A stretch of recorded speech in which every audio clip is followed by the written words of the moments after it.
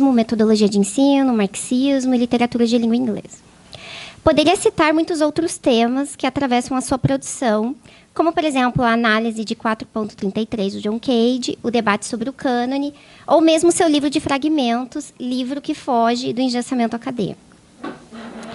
Tendo em vista que a proposta do depoimento na Casa Dirce é justamente criar uma coletânea de testemunhos de intelectuais importantes do cenário brasileiro, através de um formato menos rígido e mais espontâneo, escolhi fazer esta apresentação depoimento que foge da descrição do Lattes e, de alguma maneira, funciona também como um relato sobre a importância do Fábio na minha formação.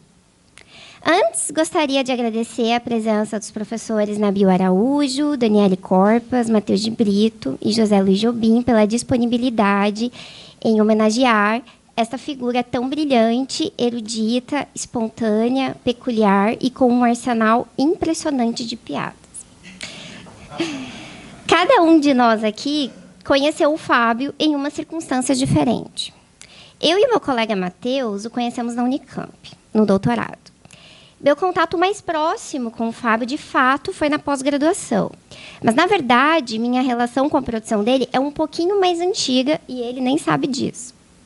Em 2018 foi o momento em que eu iniciei meu doutorado sob essa orientação, mas eu o conheci em 2012, 6 anos antes, na UFPR, por ocasião de uma conferência sobre teoria literária americana, uma introdução crítica.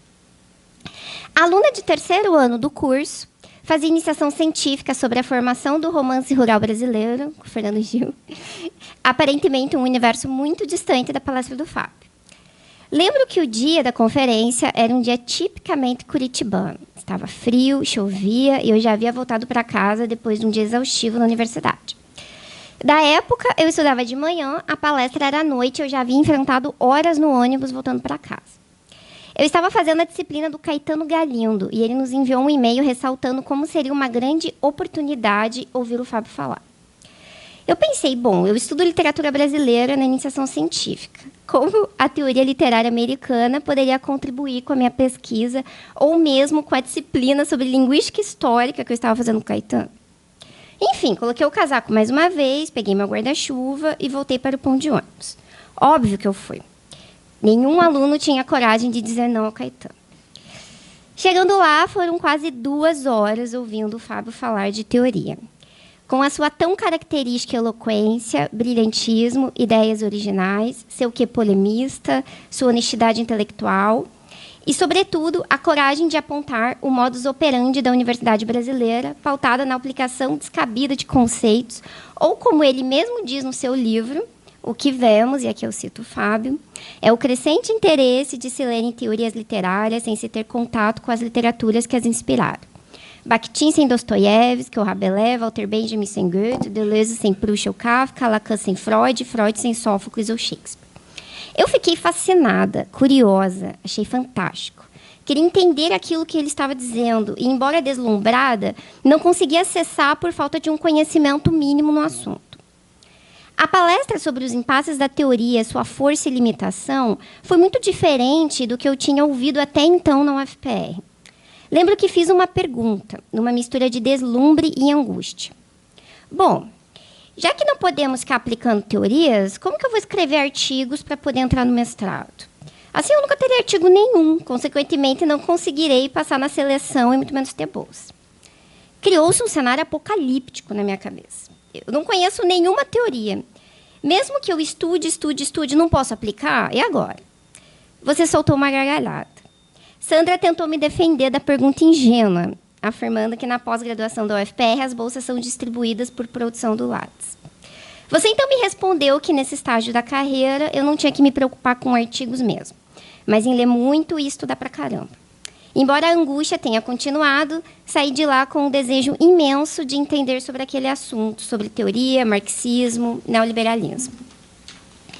Hoje, já mais madura, percebo que a teoria surgiu na minha vida como interesse de pesquisa nesse dia. Dias após a palestra, comprei seu livro, comprei também o livro da sua tese, Modernismo e Coerência, e escolhi o seu primeiro capítulo para debater no grupo de pesquisa sobre poesia moderna da Sandra Stroparo. Eu consegui absorver muito pouco. Deixei a Sandra quase maluca com as questões sobre, mas o que é essa différence para o Derrida? Lembro bem da surpresa da Sandra e de todo o grupo, porque o texto destoava completamente da escolha dos demais, muito mais alinhados à teoria da poesia propriamente dita. Caetano ainda disse, vou falar para o Fábio que ele tem uma fã aqui na UFPR. E eu virei fã mesmo.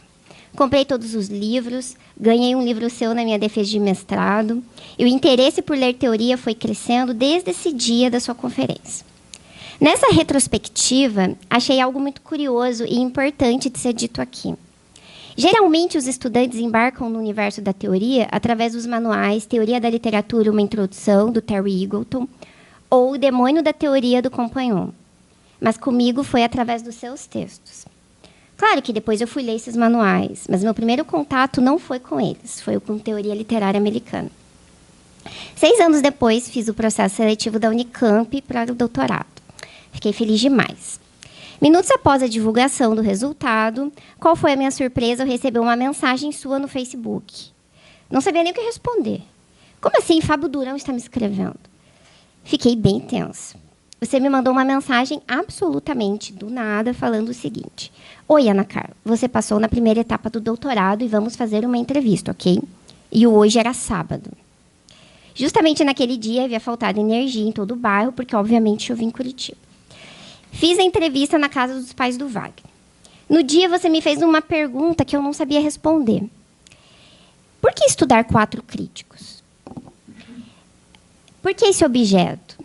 Hoje eu entendo. O tema, na verdade, surgiu exatamente das minhas demandas.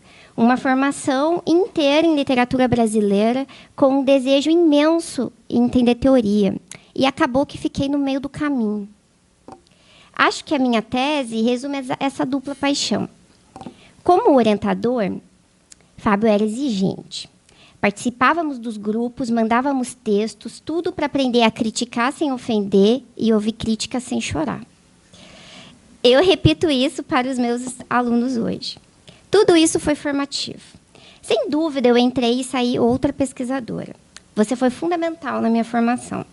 Claro, estamos falando do Fábio Durão. Óbvio que a orientação funcionava de maneira peculiar. A nossa formação acontecia mesmo no bar, em restaurantes, nos almoços. Lembro do primeiro almoço com o Fábio de orientação. Eu pedi um prato, Fábio fez outra opção. Claro que ele ficou de olho no meu.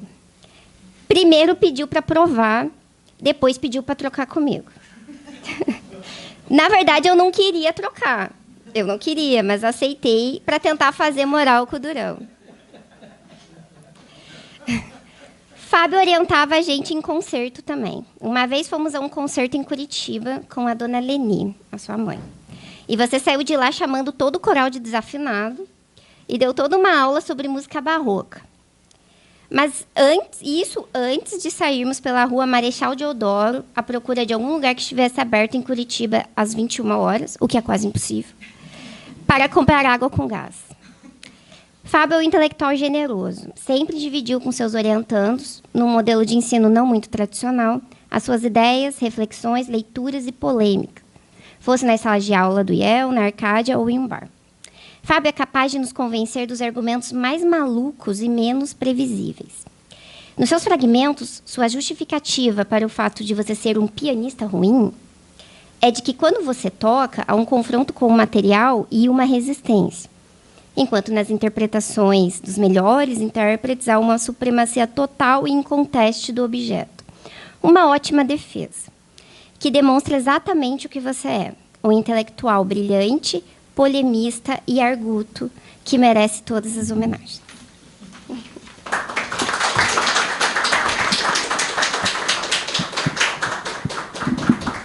Nossa, obrigado. Pois é, isso que eu pensei. Agora já podia, já... O tempo lógico lacaniano, né? Já deu aqui, qualquer coisa que vier agora já... já vai ser anticlista, tá bom, vamos agora, né? Vamos tomar cerveja. Não, então, super obrigado. Eu pensei, bom, primeira coisa é falar que essa coisa de para dar depoimento é um daqueles sinais que chega assim, você está velho, né? Só dá depoimento quem ficou velho, mas mas é uma oportunidade bem legal, bem interessante. Eu pensei em falar um pouco de uma experiência que eu tive na minha prova de titularidade, que foi ano passado, estava lá o Jobim. Então, o Jobim pode testemunha, né? Que foi uma experiência bastante interessante, tem um caráter simbólico, né? Claro que tem a questão do dinheiro, que é o grande não dito da prova de titular, né? Que é a questão do dinheiro, do salário, que tem um aumento, ninguém fala disso, né? Mas tem também um aspecto simbólico e foi uma coisa interessante que quando eu escrevi o memorial para fazer essa prova, foi uma experiência bem bacana, que eu tive que parar o que eu estava fazendo, olhar para trás, que tinha muita resistência, muita hesitação de olhar para trás para aquelas coisas que eu tinha feito, de jeito nenhum que eu fui me reler, porque acho que a autoleitura é um negócio muito complicado. É um tema interessante, essa autoleitura. Por que é tão difícil da gente se ler, né?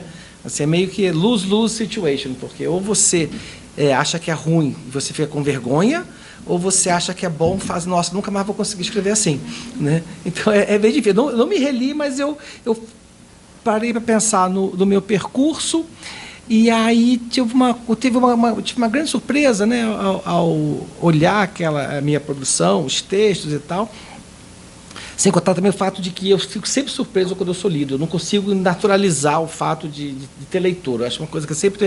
Vocês dizem, como assim? Eu sempre tem uma coisa que é estranha. Mas, de qualquer jeito, eu sempre achava que as coisas que eu fazia, elas eram assim, all over the place, tudo assim, espalhado, que não tinha uma espécie de coerência, que eu sempre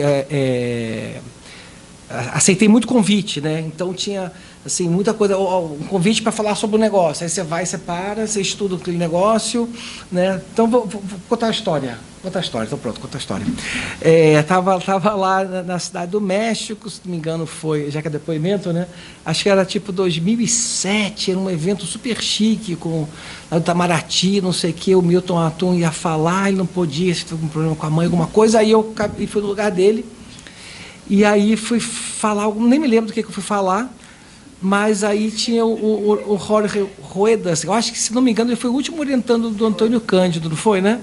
E aí estava lá assim, nossa, eu vou contar esse público agora, vou contar, já foi. Aí estava lá o Jorge Ruedas, professor do México, tudo muito formal, sempre, né? O professor Durão, essa aqui é a professora Perus, a Universidade de La Puebla, professor Durão e tal. Aí, professora Peruso, o professor Durão é especialista em Bakhtin, né? Especialista em Bakhtin? Tá bom, você não quis chegar e dizer, não sou, tá maluco? Não sou especialista. Não falei nada. Aí, tudo bem. No dia seguinte do evento, ela senta do meu lado na plateia, fala assim, olha, professor Durão, eu sou editor aqui de uma revista lá da Universidade de La Puebla, Tópicos del Seminário, que é uma revista muito boa e tal, a gente vai fazer um volume especial sobre Bakhtin. Queria convidá-lo, então, para participar nesse volume. Aí, no meio da palestra, nem dava muito, falou, olha, não, assim, eu falei, não, tudo bem, tá bom, olha lá, vamos assistir a palestra aqui. Aí passou o tempo, assim, eu esqueci, chegou uns 20 dias depois, um mês, recebi lá o PDF com um convite formal para fazer um negócio lá sobre Bakhtin. Aí falei, quer saber, eu vou encarar isso aqui, né? E aí estudei Bakhtin, assim, concentradamente, loucamente, tanto que depois me esqueci tudo, mas escrevi lá um texto que eu acho um texto legal, que chama Monologismo do Múltiplo, sobre uma espécie de doxa da multiplicidade se instalando e tal. Enfim, então esse foi um caso muito engraçado, né, que foi uma total assim, adaptação a um convite, né, e como esse teve vários casos, então eu achava que a minha produção era uma coisa muito espalhada e sem coerência. Aí eu olhei para trás e falei, gente, olha só, não tem uma coerência, né? E eu consegui perceber essa coerência, e teve várias ideias que apareceram, né? Que assim, é interessante que o fato de que eu respondi, né, interagi com vários convites diferentes. Agora que você vai ficando mais velho, você percebe um pouco que tem o desejo do outro, você consegue negociar o desejo do outro. A pessoa te convida para falar sobre X, aí você fala assim, um X meio com Z, assim, sabe? X meio Z, assim. e funciona, né? Mas antes era bem mais, eu, né, assim, me adaptava muito mais assim aos convites, mas eu percebi que, apesar dessa proliferação de objetos e de coisas diferentes, tinha uma questão que insistia. Então, isso é uma coisa interessante, né? Quer dizer, justamente, eu tenho uma ideia dialética que é legal, que justamente que eu estava trabalhando com coisas aparentemente díspares, diferentes, justamente por causa disso, ficava mais claro que tinha uma certa ideia que ficava insistindo. Então, é como se fosse uma espécie, sei lá, uma corrente, está num rio, você quer ter uma corrente, então eu tinha uma ideia que estava sempre insistindo, que estava sempre levando para um lugar. E aí, eu fazendo o memorial de titular, eu saquei qual que era essa ideia, qual que era o rumo, já vou falar daqui a pouco, né? Vou fazer um pouquinho de suspense, né? Mas eu percebi isso, percebi que tinha a primeira ideia, né? Que que as ideias pensam a gente de um jeito que a gente não sabe. A gente acha que a gente está pensando as ideias, que nós somos sujeitos soberanos, e a gente pega as ideias no supermercado, né? Pega uma ideia aqui, outra ideia aqui, não sei o quê. Mas se você tem assim, uma experiência intelectual legal, que você realmente está investido naquilo, você se torna meio que um condutor, um veículo da ideia, né? Isso é uma coisa que é legal. E, no fundo, é uma ideia só. Também tem isso, né? É uma ideia só. Uma coisa que eu vejo, hoje eu já me reconciliei com isso, né? Eu começo de caminhos diferentes, chego mais ou menos sempre no mesmo lugar, porque é sempre uma ideia. E essa ideia, então, que eu percebi que organizava ali tudo que eu tinha feito, tinha a ver com aquilo que eu posso chamar, para usar uma expressão do Adorno, mas que eu não quero simplesmente pegar do Adorno, porque eu vou tentar desenvolver depois do jeito que é diferente, uma certa primazia do objeto, um investimento na objetividade do trato com a literatura. E eu acho que isso, ou seja, a partir dessa ideia de um certo caráter enfático do objeto literário, que tem sido a coisa que eu tenho, que já estava acontecendo ali, que agora que eu percebi, olha, que essa ideia que estava se forçando, estava insistindo, né? Agora eu estou tentando trabalhar com ela de um jeito mais claro. A partir dessa ideia é que eu diria que três grandes mais campos de força daquilo que eu fiz se instauraram, né? Então, por um lado, tem o confronto com os objetos, tem aquilo que eu fiz escrevendo sobre autores específicos, Robert Frost, Wallace Stevens, James Joyce, Bispo do Rosário, Carolina Maria de Jesus, Jorge Amado, 1984 do Orwell, e tem outros, eu não vou lembrar. Mas, então, por um lado, um confronto com os objetos literários. Isso, Tom Zé, Arrigo Barnabé, Cidade de Deus, tem muita coisa de várias mídias diferentes, mas sempre com uma pretensão de criar uma espécie de outra expressão que parece que é um oxímoron, mas é uma expressão dialética, né? Que é construir a imediaticidade. Então, sempre partir de uma tentativa de construir uma imediaticidade na relação com o objeto.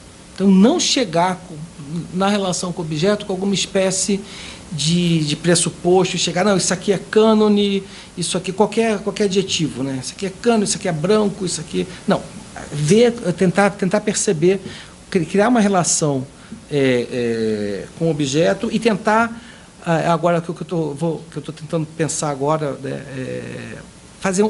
pensar através das coisas. O jeito que eu estou formulando agora isso é pensar através com hífen, né, de coisas de palavras. Então, os artefatos literários são coisas de palavras. Então, como é que a gente pensa uma coisa? A gente não pensa ideia. Isso aí está aí a coisa polêmica, né? Isso é polêmico, né? Assim, na área de estudos literários, a gente não pensa ideia. A nossa praia não é pensar ideia. Tem filósofo para pensar ideia. Sabe aquele filme Inception? Como é que é em português o Inception? Você sabe que é o negócio que entra no sonho do outro? A origem. Tem o negócio de entrar no sonho do outro. Então, se você entra no sonho do outro, você tem que obedecer as regras do outro. Se o outro entra no seu sonho, você é que manda, né? Então, para que você vai entrar no sonho do outro? Que é trabalhar com ideia, né? A gente trabalha com coisa.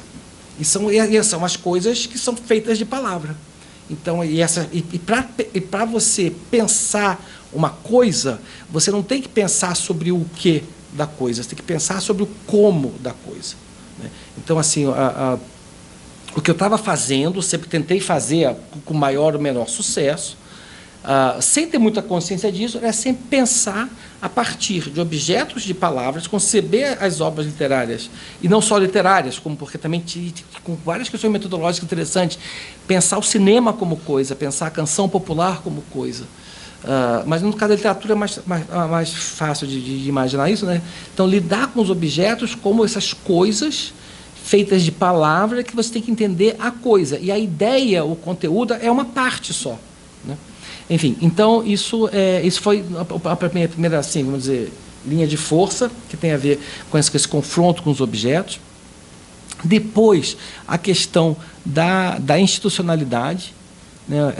Aí tem alguns textos sobre a ideia de universidade, né? O que significa. E aí eu tive bastante experiência assim com coisa acadêmica, né? Com Ampol, CNPq, CAPES, assim, e como eu gosto de né, interagir com as pessoas, eu gosto também de fofocar um pouco, né?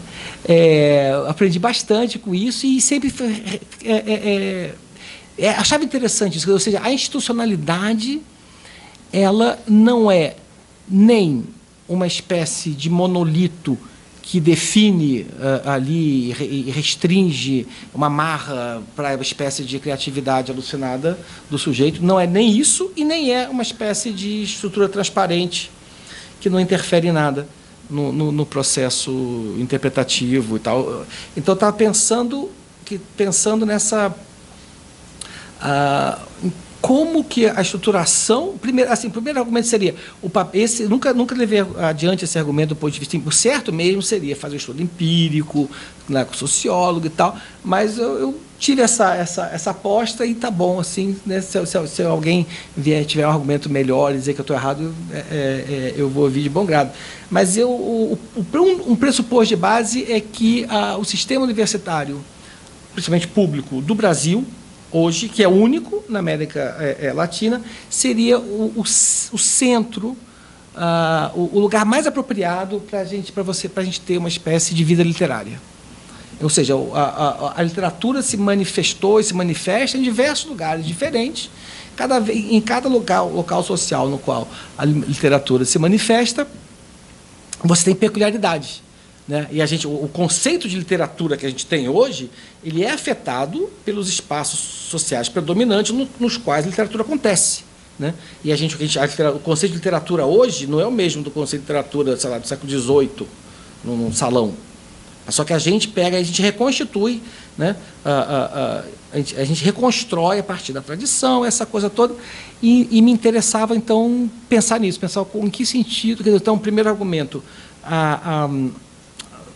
o sistema de universidades públicas no Brasil é uma coisa que é fantástica, que a gente tem que, acho que a gente não valoriza o suficiente, que toda sexta-feira você lê a vela, ali em homenagem ao fato de que a gente tem na Colômbia só tem um programa de doutorado. A Colômbia é um país normal, funciona normal, tem jogo de futebol, tem shopping, normal, não tem problema nenhum, só tem um programa de doutorado em literatura. Então, não tem um sistema acadêmico formado, né? E aqui no Brasil a gente tem um sistema acadêmico que, apesar de todos os pesares, envolve bastante gente, as pessoas circulam, então tem uma coisa que favorece, tem uma série de coisas interessantes ali que podem acontecer. Então, eu tento pensar essa especificidade da relação entre, primeiro, do sistema universitário brasileiro e da relação entre literatura e universidade. Aí eu falo um pouco sobre isso naquele livro, Metodologia de Pesquisa e Literatura. Então, essa segunda é a segunda, vamos dizer, filão, sei lá, corrente. E a terceira tem a ver com, como a Ana Carla falou, da questão da teoria, que eu fui formado assim, bastante na questão. Sempre tive um desejo muito grande por teoria, tinha uma felicidade de poder estudar com Jameson, né, e assim, ficar lá no Literature Program por 5 anos, ali uma coisa intensa teoricamente, uma coisa foi muito assim, super rica, e eu sempre tive um desejo muito grande pela teoria. Então, construí também uma espécie de relação com a teoria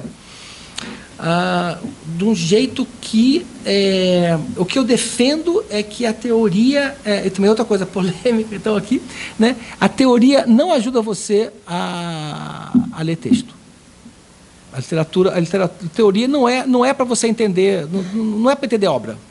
A teoria não vai te ajudar. Não adianta estudar o Baudrillard, o Bataille, o Barthes, o Badiou, quem você quiser com B, só com B, né? Butler, né? Só assim, para entender alguma coisa. Isso não adianta. Não é isso. Você tem que ter, como eu já falei, você tem que entender a obra a partir da coisidade dela, né? E do jeito que ela se propõe, daquilo que ela está fazendo, você tem que entrar nela, negociar, etc. Não é colocando uma teoria que você vai entender melhor uma obra. Você vai, sem dúvida, vai facilitar o processo de produção de sentido a partir da obra. Isso tem a ver com o segundo ponto que eu estava falando, da questão da institucionalização da literatura na universidade, que é o modelo produtivista. Então, a teoria ela ajuda você a produzir coisas, né? Você pega ali qualquer arcabouço teórico, qualquer objeto, você vai conseguir, não tem você com a mediação da teoria não tem aquela coisa de ficar aquela página em branco ali, aquela angústia de você não conseguir escrever alguma coisa, porque você já vai ter dado, até uma espécie de pré-moldado ali, já tem aqueles argumentos, né, que você já pode aplicar, transplantar ali. O resultado dificilmente vai ser interessante, mas você você vai ter uma coisa, não vai ter angústia, né? Então eu queria, então por um lado eu queria atacar essa ideia da teoria como uma espécie de ersatz, né, de substituto ali para a experiência estética com a literatura. Mas, por outro lado, eu não queria assim, jogar a teoria na lata de lixo da história. A ideia que me veio foi assim, não, a teoria é uma formação discursiva própria. A teoria é um troço que corre paralelo da literatura, que surge por causa de situações sociais específicas que fizeram que surgisse esse negócio, a passagem que a Ana Carla leu, né, que é Bakhtin sem Dostoiévski, essa coisa, o fato de que as pessoas leem os teóricos sem ler as pessoas que os teóricos estão comentando aponta para o fato de que tem um desejo pela teoria, né? Então, e que a teoria... Então, o jeito que eu acho mais produtivo de lidar com a teoria, tem que ler teoria. A teoria ela expande a imaginação, argumentativa, conceitual, o que você quiser, mas não para você entender literatura. Uma coisa meio que aquelas duas linhas ali paralelas que se encontram no infinito, né? Então, ou seja, e uma coisa que eu falo também nesse livro também é misturando ou desfazendo essa oposição, esse lugar comum, quer dizer, essa metáfora, o modus operandi fabril, né? Então, a ideia, quando você lida com teoria como para explicar a obra literária, a ideia é de que a obra é uma espécie de matéria-prima. A teoria é uma espécie de tecnologia, porque tem conceito, é ferramenta, e você pega e aplica aquela ferramenta. Então, geralmente, a teoria é importada, que nem manufatura do café, né? Então, a maquinaria, o conceito, o arcabouço conceitual é importado, você pega e você usa aquilo para manufaturar, para, como é que chama? Para beneficiar a matéria-prima nacional da coisa. E o que eu proponho nesse livro, não, vamos fazer o contrário. Porque quando você aplica a teoria para a literatura, você está dizendo que a literatura não sabe o que ela é, e que, por um lado, e que, por outro lado, a teoria é pura transparência. Então, vamos fazer o contrário. Vamos ver a opacidade da teoria. Vamos ver quais são os lugares que a teoria ela se coloca em becos sem saída, em que tem hesitação. Vamos ler o como da teoria. Né? Vamos ver como é que a gente pode se abordar a teoria como artefato. E, por outro lado, vamos pensar que a própria literatura tem as suas ferramentas. Então, uma janela pode ser uma ferramenta alucinada para você pensar, um conceito alucinado, uma janela, uma determinada configuração. Né? Então, os próprios termos, ou seja, ao invés de ser pura mímesis ali, uma coisa que tem que ser explicada por uma ferramenta, você lê aquilo que a obra te fornece como conceito, né? Lê o conceito na própria literatura e não achar que a literatura não sabe sobre si. O legal com obras poderosas, você percebe que tem aquelas obras que você não consegue ser mais inteligente do que a obra. Você leu ali, você achou que cravei. Aí você volta para a obra e pensa, não, eu já sabia que eu ia fazer isso. Eu estou sendo uma espécie de objeto da obra. A obra que você achou que você desvendou, mas depois você percebe que aquele desvendamento ali, a obra está sacando, né, que você ia chegar ali. Né? Então essa é a terceira. O terceiro veio e tal. E aí o que eu estou fazendo hoje é tentar pensar de um jeito mais claro isso que é essa objetividade, que tipo de objeto que é a literatura. Por exemplo, o artefato literário. Né? E aí tem uma série de coisas. Por exemplo, essa formulação de pensar o como e tal é uma coisa que é mais recente. Aí então tem todo um universo de significação, tem muitas coisas, um universo de significação que se abre a partir disso, com fenômenos muito interessantes, porque esses 3 livros aí que meio que viraram, para mim, uma surpresa, viraram best-sellers, né, que é o que é crítica literária, o Metodologia de Pesquisa e Literatura e o Ensinando Literatura, eles têm uma coisa que é muito interessante, porque eles misturam uma espécie de obviedade com um caráter polêmico. É uma mistura muito interessante. Porque, por exemplo, no Ensinando Literatura, o André Sequinel e eu, a gente parte do pressuposto de que a aula de literatura é sobre literatura, o que é uma obviedade. Ninguém vai chegar e dizer, não, a aula de literatura é sobre sapo. Não, a literatura é sobre literatura. Só que a partir desse pressuposto, a gente chega em uma série de conclusões e de procedimentos que são absolutamente incongruentes com o que existe. Né? Uma da coisa, por exemplo, uma coisa que eu estou interessado de pensar agora é que, se você realmente levar a sério uma primazia do objeto, só faz sentido você entrar numa discussão se você tem uma experiência estética compartilhada. Ou seja, se eu vou falar de um objeto X, com outra pessoa, em alguma interação, só vai fazer sentido, realmente, se essa pessoa também tiver conhecido o objeto X. Na sala de aula, isso é beleza, porque a gente fala isso no livro do jeito mais enfático que a gente consegue dizer assim, olha, se o aluno não tem uma experiência estética prévia do texto que está sendo discutido, qualquer coisa que acontecer é engodo, é fraude, é enganação. Né? O aluno tem que ter uma experiência prévia, tem que ter uma tentativa inicial de fazer sentido, para depois você discutir isso. Né? E aí, então, essa ideia de que você então tem que... essa necessidade de haver uma leitura prévia, isso é uma coisa que é interessante. Se for pensar, na sala de aula funciona, beleza, mas em outros contextos começa a ficar bem mais complicado. Então, eu não sei muito bem como lidar com... porque é um empecilho. É um empecilho, é uma espécie de fragilidade da área, que, ao mesmo tempo, é uma força também, porque as ideias são infinitas. Elas têm uma potencialidade infinita. A ideia, você leva ela para onde você quiser, você entra de faz um montão de coisa com a ideia. Com objeto, você não faz. O objeto ele impõe uma limitação. A ideia não tem limitação. O objeto tem limitação. Né? Ele pode ser mais imenso. Outro dia eu fui ver, são mais de 2 milhões de palavras na recherche, até eu esqueci o número agora, mas ele pode ser super extenso, mas ele é limitado. Né?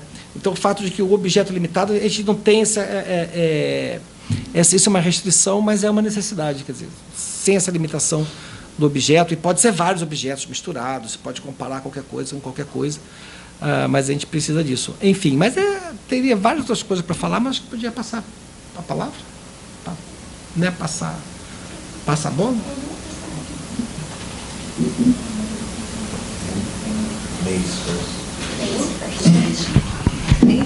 Aqui a gente desliga aqui. Oi, gente. Bom, queria agradecer, Ana Carla, pelo convite. Primeiro, agradecer o convite, agradecer a oportunidade de conversar, conhecer o Fábio pessoalmente.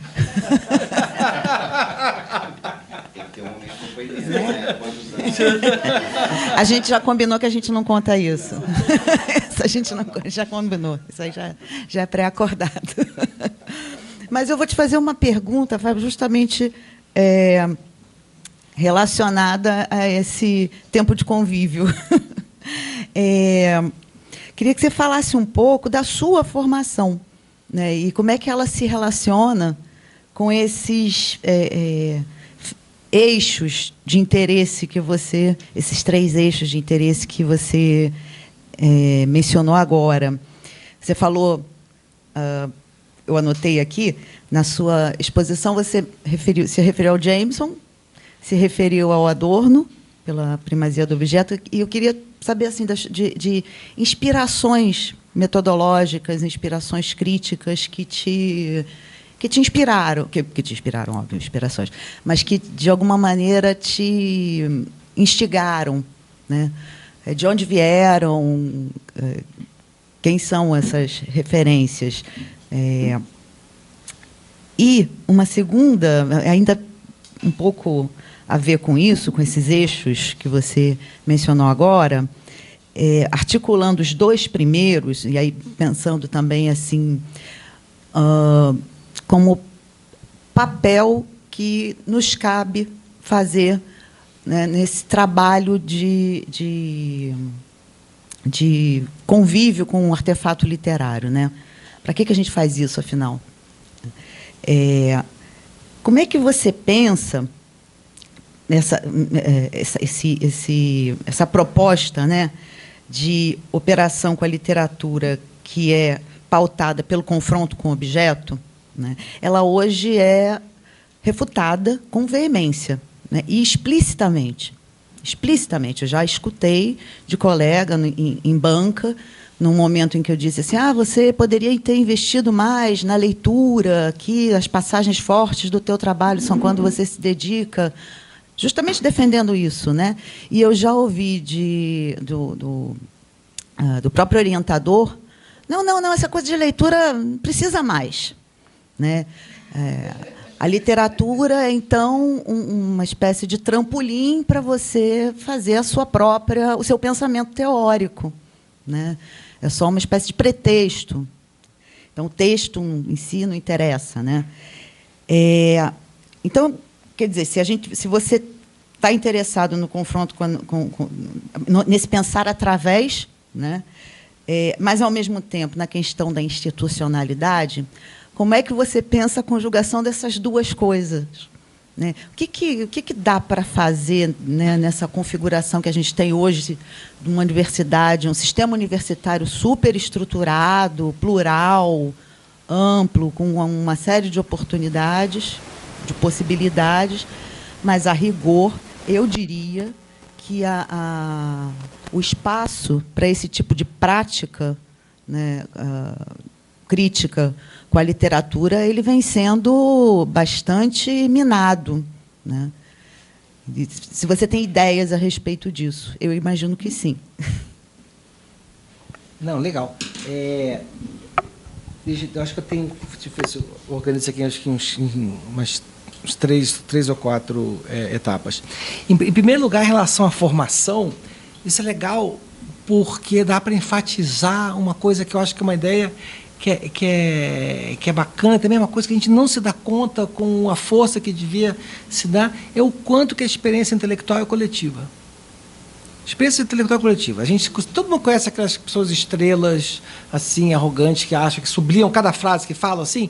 Aquilo, o meu monólogo interior fica morrendo de rir, né? porque o aspecto coletivo ele se dá em todos os lados. Assim, a leitura...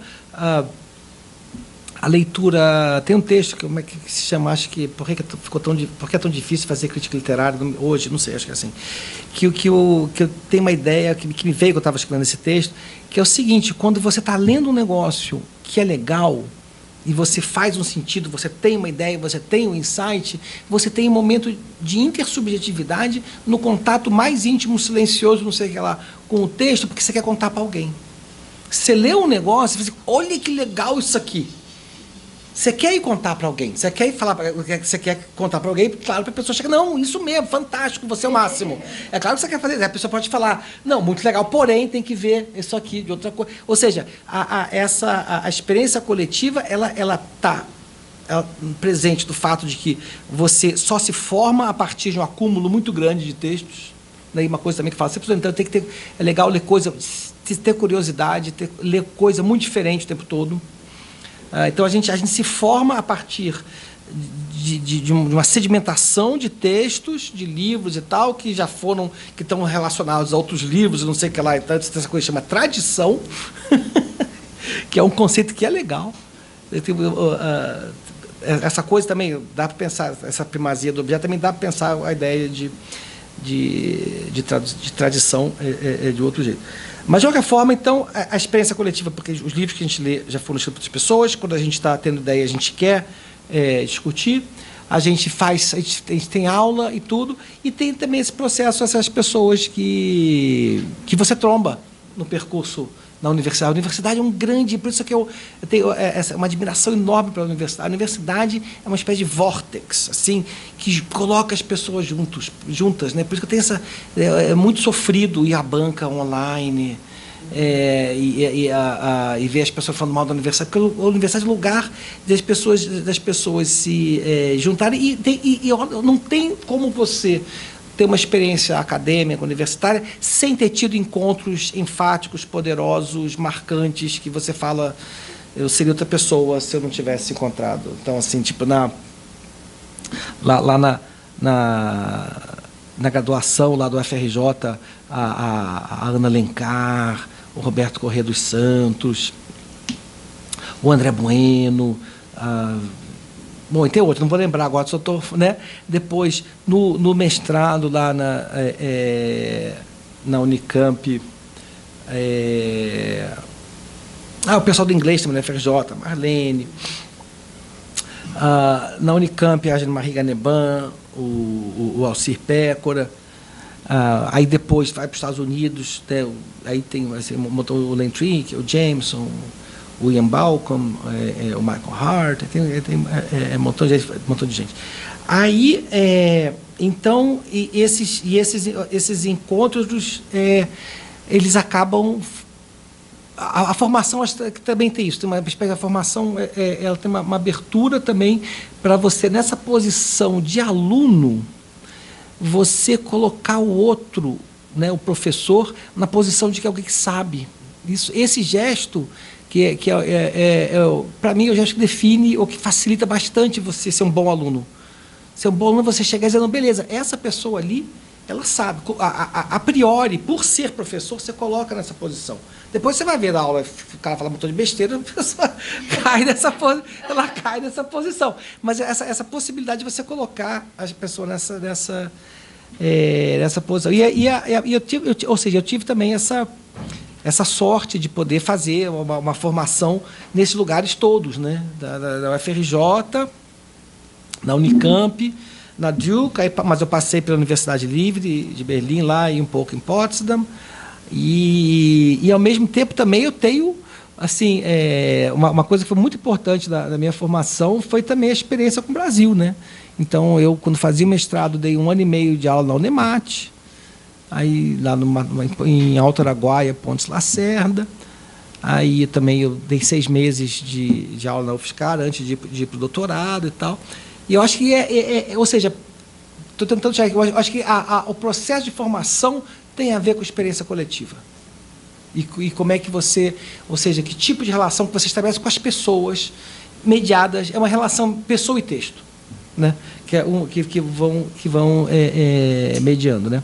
Então, acho que é isso que eu queria dizer sobre a questão da formação. Ou seja, a formação não tem a ver, não são ideias, não tem a ver com a absorção de ideias descorporificadas, né?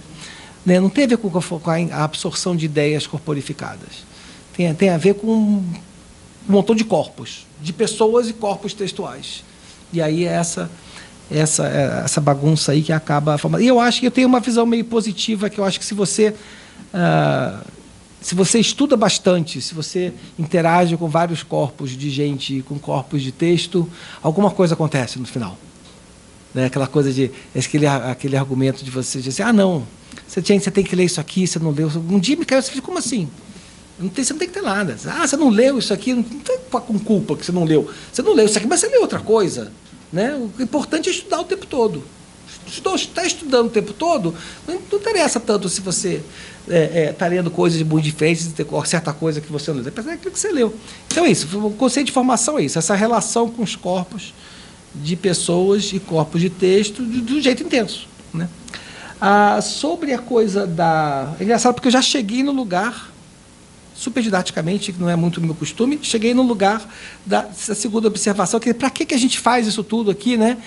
Eu tenho é claro que tem todas as instâncias superegóicas aí que se manifestam na academia. A academia é uma maravilha, né? Para fortalecimento, é uma fábrica de superego, assim, né? Apesar de todas essas coisas e tal, e das diversas justificativas que pode ter, eu diria que para mim, isso que conecta com a primeira parte que eu estava falando, a justificativa que eu me dou, pelo menos que é a principal, é o prazer. Né? Tem uma justificativa hedonista. Eu acho que vale a pena estudar, vale a pena ler, escrever, conversar, porque tem o prazer do pensamento. É claro que esse prazer, é claro que o pensamento, assim, do ponto de vista de formação de uma nação, não sei, o pensamento é a coisa mais importante, né? Mas eu acho que antes de qualquer instrumentalidade a qual o pensamento pode ser submetido, ele pode ser submetido a toda espécie de instrumentalidade, poder civilizatório, formação da nação, uma série de coisas. Mas eu acho que um ponto central que não impede nenhum dos outros é prazer. Que é muito bom pensar, que é muito bom trocar ideia. Você lê texto poderoso, às vezes você consegue formular uma frase legal, você olha só, né? Você ter essa experiência do pensamento de você não saber uma coisa e, de repente, você tem uma ideia, você escreve e você olha um negócio que é interessante. Como é que pode? Eu não sabia isso. Como é que agora eu posso saber isso? De onde que veio? Eu não li isso em lugar nenhum. Né? Eu não sabia e agora eu sei. Mas quem fez fui eu mesmo. Né? Isso é uma coisa que... Então é isso. Eu acho que tem uma espécie de centralidade do prazer que eu acho que também que não é muito tematizada. A gente não vê muito falando isso na universidade. Você pergunta, por que as pessoas quando...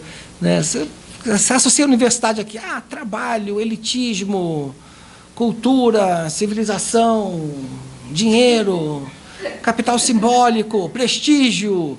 Tem um montão de... Isso não é prazer, é um negócio que é legal, dá prazer, né? Então, acho que isso eu acho que uma boa justificativa de assim, uma espécie de telos, né? É claro que tem um montão de coisas que não dá prazer, mas eu não vou falar disso. Agora, né? Temos aqui no momento depois aqui, né? Mas em relação a essa coisa do... Né, como lidar assim, com essa... esse também é uma questão interessante, o terceiro ponto, que eu agora vou acabar.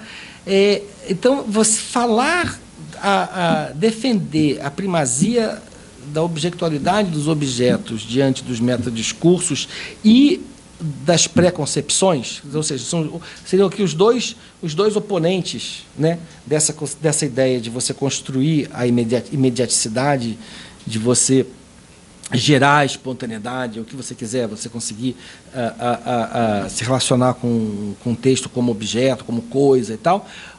Os dois grandes assim, oponentes seriam a preexistência do código interpretativo, ou seja, a interpretação se dá não a partir do objeto, mas a partir de um arcabouço, aparato pré-existente, e, por outro lado, um mapeamento de posições também pré-existentes. Então, o autor X, ele já é esse autor, ele já tem essa posição, você não consegue mexer, porque ele é aquele ali. Eu, como leitor Y, eu tenho essa posição, lugar de fala. Lugar de fala, essas coisas, ou seja, uma espécie de pré-ordenação dos espaços, dos lugares, sejam dos autores, seja dos leitores, que é uma coisa que se choca, que é muito louco, porque essa fixidez dos lugares se choca com todo e qualquer discurso de alteridade. Se você não tem como se falar de alteridade se você está lidando com um mapeamento prévio, seja da posição do autor, seja da posição do leitor. Aí a pessoa vai falar de alteridade, como está tudo demarcado, ninguém está se mexendo, né? Então, então, o problema, eu diria o seguinte, o problema é que não tem como, pelo menos essa é a minha postura no momento, assim, tem que pensar um pouco melhor sobre isso, mas eu diria que não tem como contra-argumentar, não tem como entrar no embate direto de chegar e defender uma espécie de primazia do objeto, porque tem uma contradição performativa que é interessante. Quando eu falo da centralidade do objeto, então, quando eu falo que o que a gente tem que fazer, que o nosso trabalho é a interpretação, né, o que a gente tem que fazer com essas coisas feitas de palavras é a interpretação. A interpretação é um ato. Então, aquilo que a gente faz com a literatura é um fazer.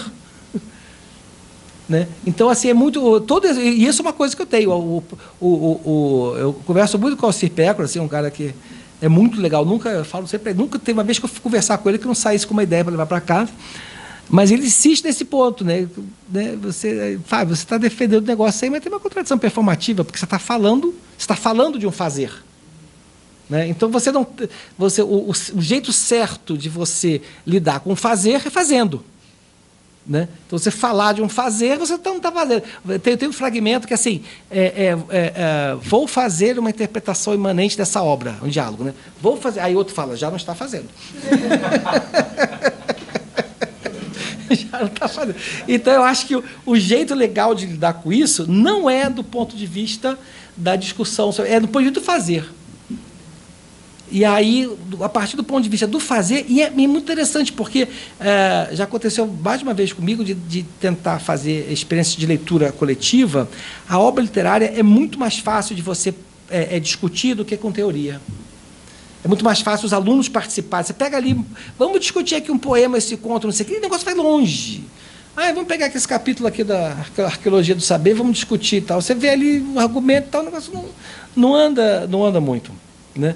Então, eu acho que tem também essa coisa que a gente fazendo o fazer, né, a coisa é interessante, a gente não precisa bater de frente no sobre. A gente só faz isso, que é uma coisa interessante, porque esses livros aí que ficam falando isso, lá de metodologia de ensino, metodologia de pesquisa, o ensinando literatura e o que é crítica literária, eles, sei lá, cara, venderam mais de 3.000 cópias para cada um, é uma coisa louca. E o livro, eles estão defendendo esse fazer, né? Então, acho que tem gente, eles fazendo, eu acho que a resposta é essa. Tem uma certa transitividade que tem que fazer. Interpretar texto e tal, que aí a coisa pega.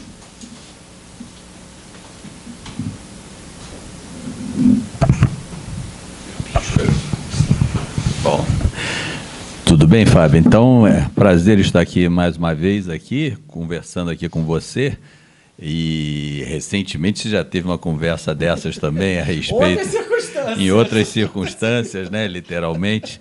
Bom, eu queria aproveitar, então, para explorar um lado que você tem, né, que ainda não foi mencionado aqui, mas que é muito presente, e que eu diria que também tem a ver com isso que você falou, quando você diz que, de alguma maneira,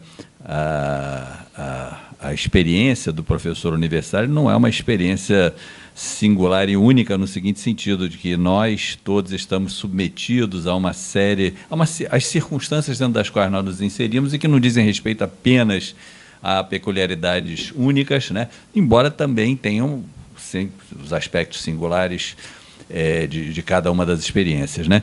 E eu vou, então, puxar um desses aspectos que faz parte, ao mesmo tempo, e fez parte, né, da sua vida, mas que também é parte da vida dos seus colegas, né, anteriores e contemporâneos a você, né, na academia, que é a questão da avaliação, né? Você veja que, de alguma maneira, eu acho que se eu tenho mais tempo aí de percurso que você, se eu tivesse que definir aqui o que significa você ser professor universitário, é uma vida em que você passa a vida inteira sendo avaliado e avaliando, né? São os dois lados aí que você não deixa de ter e que está sempre ligado a isso.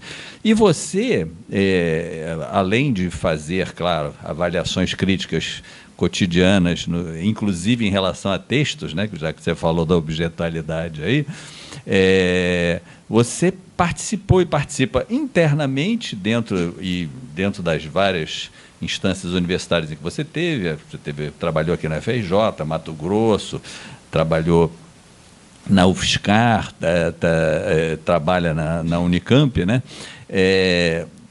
Participou de N comissões, comitês, bancas e seja lá o mais que for, mas significando que você teve de produzir aquilo que a gente poderia chamar de avaliação, né?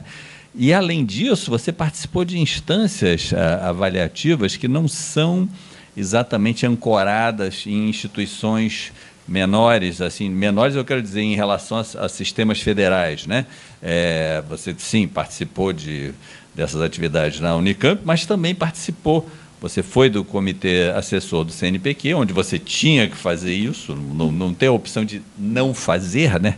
Era obrigatório você fazer isso. Você participou de várias comissões avaliativas lá da CAPES, né? Que avaliavam programas de pós-graduação, né? Também. Então, enfim, eu gostaria que você, nesse depoimento aí, dissesse para você como é que foi fazer isso, como é que foi esse fazer e como é que você acha que isso daí se enquadra, né, dentro de um contexto que, como você disse, não é apenas do Fábio, né? É um contexto maior. Ah, legal. Obrigado. Obrigado, Jobim. Eu diria o seguinte, eu diria que porque eu tenho muita experiência assim, de gestão administrativa. Eu fui, né, presidente da Ampol 2 anos, fiquei 3 anos no CA do CNPq, fui a umas 3 avaliações da CAPES, fui uma vez para o Qualis, fui 7 anos coordenador, 3 anos coordenador de programa, do meu programa, 4 anos coordenador geral do pós-graduação no Instituto, fui assessor do vice-reitor, do pró-reitor por 1 ano, fui vice-presidente da Comissão Central de Pós-Graduação da Unicamp, 1 ano chefe de departamento, 6 meses coordenador da biblioteca.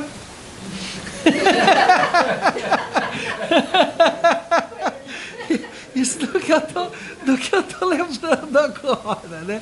Então tinha assim, bastante experiência de gestão administrativa e tal. E eu acho que, como tudo, eu aproveito tudo para pensar.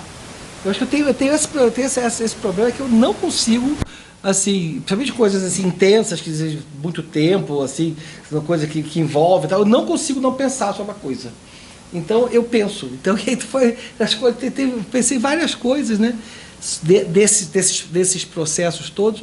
E eu diria o seguinte: eu diria que o que é interessante que, né, eu defendi doutorado em 2003, então estou aí já há 21 anos de doutorado defendido, mas já, né, tinha realmente entrado comecei a dar aula na Unemat em 96 e tal. Então, o que deu para acompanhar nesse tempo, que é uma questão que é bem interessante, é a consolidação do sistema acadêmico, em particular da pós-graduação, e a formação de um certo ethos. Um certo ethos de pesquisador, de acadêmico, E que foi também, a experiência nos Estados Unidos também foi interessante, porque lá esse processo de profissionalização já está bem mais avançado do que aqui. Então, agora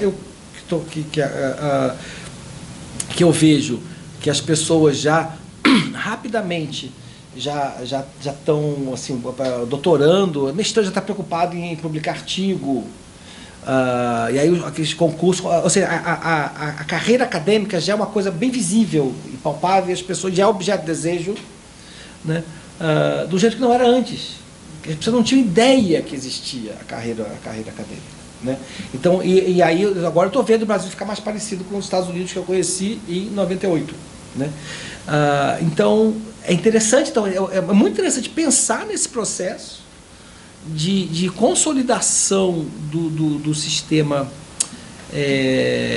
acadêmico, universitário, e é muito múltiplo, tem um montão de coisas, linhas ali interagindo, incluindo as agências de fomento, às vezes universidades no interior, uma certa elite local que quer, né, botar o professor ali a filha do fazendeiro, tem relações diferentes da universidade com a cidade.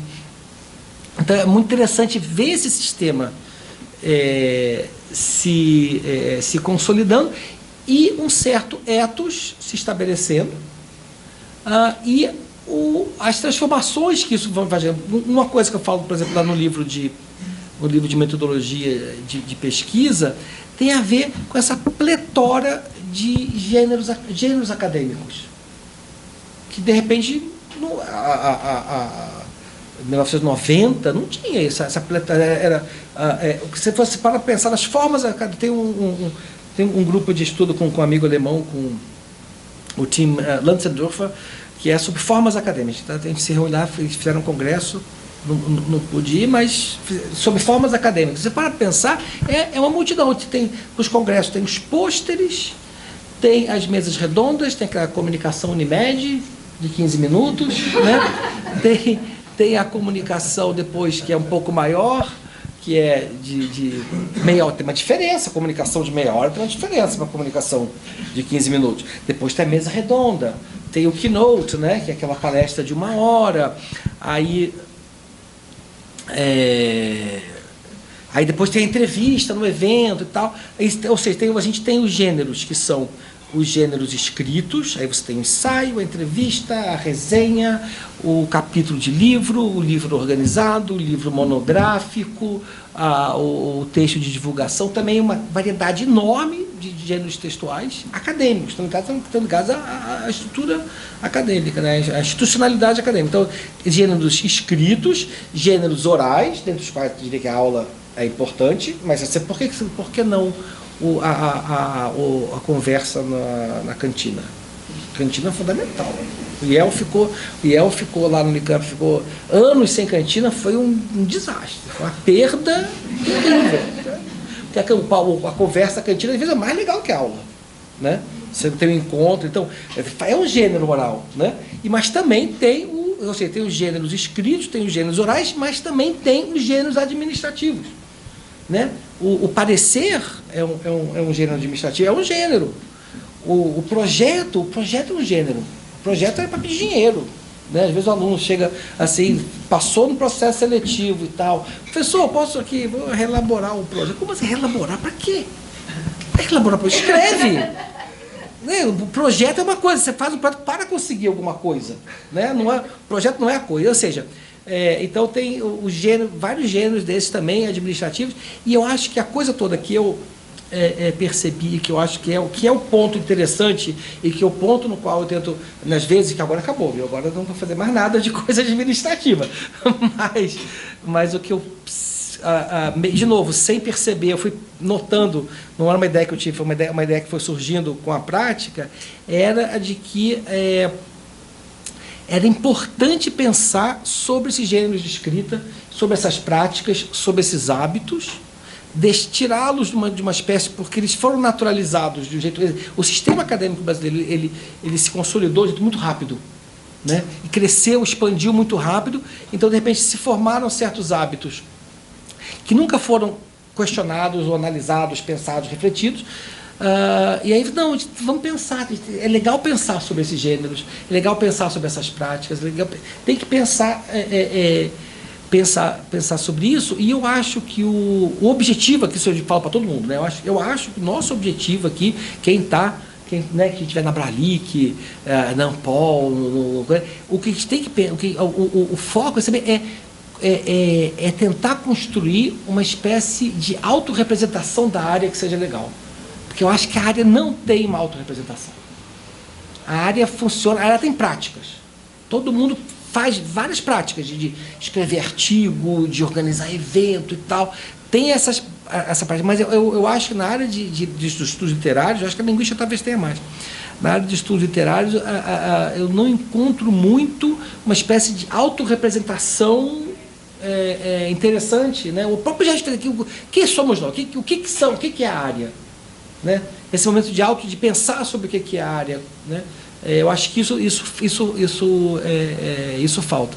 E aí, como a gente não consegue pensar muito sobre fazer essa autorreflexão do que é a própria área, a gente também não tem instâncias de mediação com formas que já estão estabelecidas, né?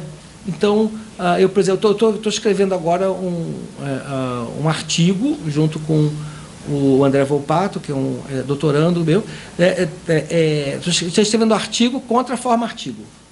Então, chama o artigo como forma, é um artigo para criticar a forma-artigo. Então, por exemplo, aí a gente vai pegar as diversas partes da forma-artigo, por exemplo, o abstract, né?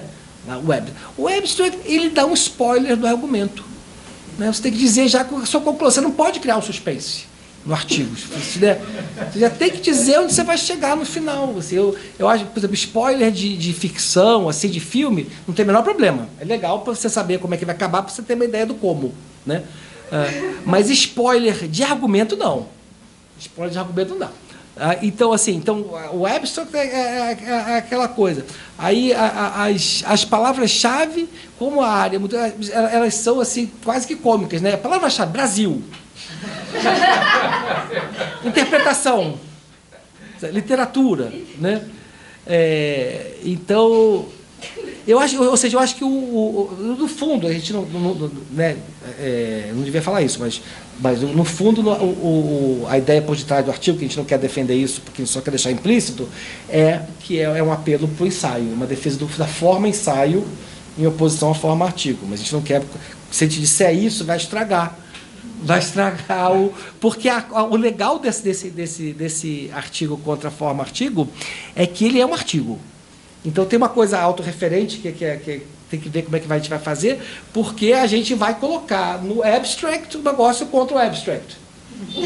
Né? Ou seja, tudo aquilo, a gente vai fazer a crítica ao artigo dentro de um artigo como artigo. Então a gente vai dizer, olha, o artigo tem muita repetição de palavra, muita repetição de estrutura sintática e tal, não sei, então a gente vai fazer uma linguagem de artigo, né? O máximo que a gente vai fazer é colocar uma notinha de rodapé piscando para o leitor. No rodapé aqui a gente consegue sair um pouco do artigo, tem um pouco ali uma... Então eu acho isso, acho que a questão da avaliação, a gente tem que colocar a avaliação dentro do aspecto conceitual e tem que discutir tem que fomentar, incentivar um processo de autorreflexão da área, para as pessoas pensarem o que eu estou fazendo aqui, o que é a área de letras, o que é orientar, o que é escrever. Por exemplo, uma coisa que eu falo também, que eu já falei em outros lugares aqui, e todo mundo concorda, mas todo mundo não muda nada. Eu falo assim, olha, o artigo não é uma forma vazia, a priori, que tem que ser enchida por palavras. Ou seja, não é o fato de que você primeiro tem que escrever um artigo. Então, eu vou pegar alguma coisa aqui para escrever um artigo. Um artigo com uma forma vazia que você escolhe alguma palavra, alguma coisa para encher, né? Uma forma platônica ali que você vai encher de palavras. Não é isso. Você estuda, você tem ideia, você discute e tal, não sei o quê, e aí você escreve. Ou seja, essa necessidade a priori de escrever, não importa qual, né? Como um imperativo já de antemão, isso não é legal. Isso não é bacana. Então, aí pode refletir. E isso tem a ver também com as práticas do dia a dia. Se a gente para pensar, peraí, como é que é a minha relação com essa ideia de produção e tal, e para conseguir também, até também para negociar as coisas que são chatas. Porque tem o lado chato da avaliação, né? Vamos dizer assim, mas até para negociar com isso. Então, eu acho que a ideia é essa, a ideia é trazer conteúdo, trazer conceito e autorreflexão para avaliação, sem deixar, é claro, de fazer autoavaliação, mas tentar que a avaliação não seja uma espécie de prática cega. Vamos fazendo porque já é o jeito que faz e tal, tentar refletir sobre isso. Obrigado. Fábio, vamos lá. Eu ainda estou pensando na história do Bakhtin. Eu acho que ela é muito produtiva para entender algumas coisas, né? Porque, assim, se eu tivesse que colocar uma pergunta direta, assim, por que você acha que o seu nome é associado a alguma coisa chamada teoria do Brasil? Por que as pessoas te identificam a isso? Porque, invariavelmente, você é chamado para falar de teoria e o seu discurso é deliberadamente antiteórico num certo sentido, né? Assim, essa defesa da especificidade do objeto, etc, etc. E, no entanto, a gente continua te chamando um pouco como a pessoa que falou, eis o especialista em Bakhtin. Ele vai fazer alguma coisa, chama, né? Você falou, é maravilhoso aquilo. E você faz. E depois você disse assim, não, porque as pessoas te chamam para falar um X, mas você sabe fazer um X, Z, XYZ, e as pessoas aceitam. Bom, você estava na minha banca de doutorado com o Jobim, porque você é da teoria. Depois eu organizei um livrinho com texto seu, fragmento seu, depois fiz um pós-doutorado com você. Mas voltando aqui, então, a essa provocação, e a provocação do Pécora também, né, da contradição performativa. O que significa isso? Eu queria te provocar para você falar um pouco mais. Primeiro, Primeiro, se a gente recupera aqui algumas coisas, talvez pegar aqui.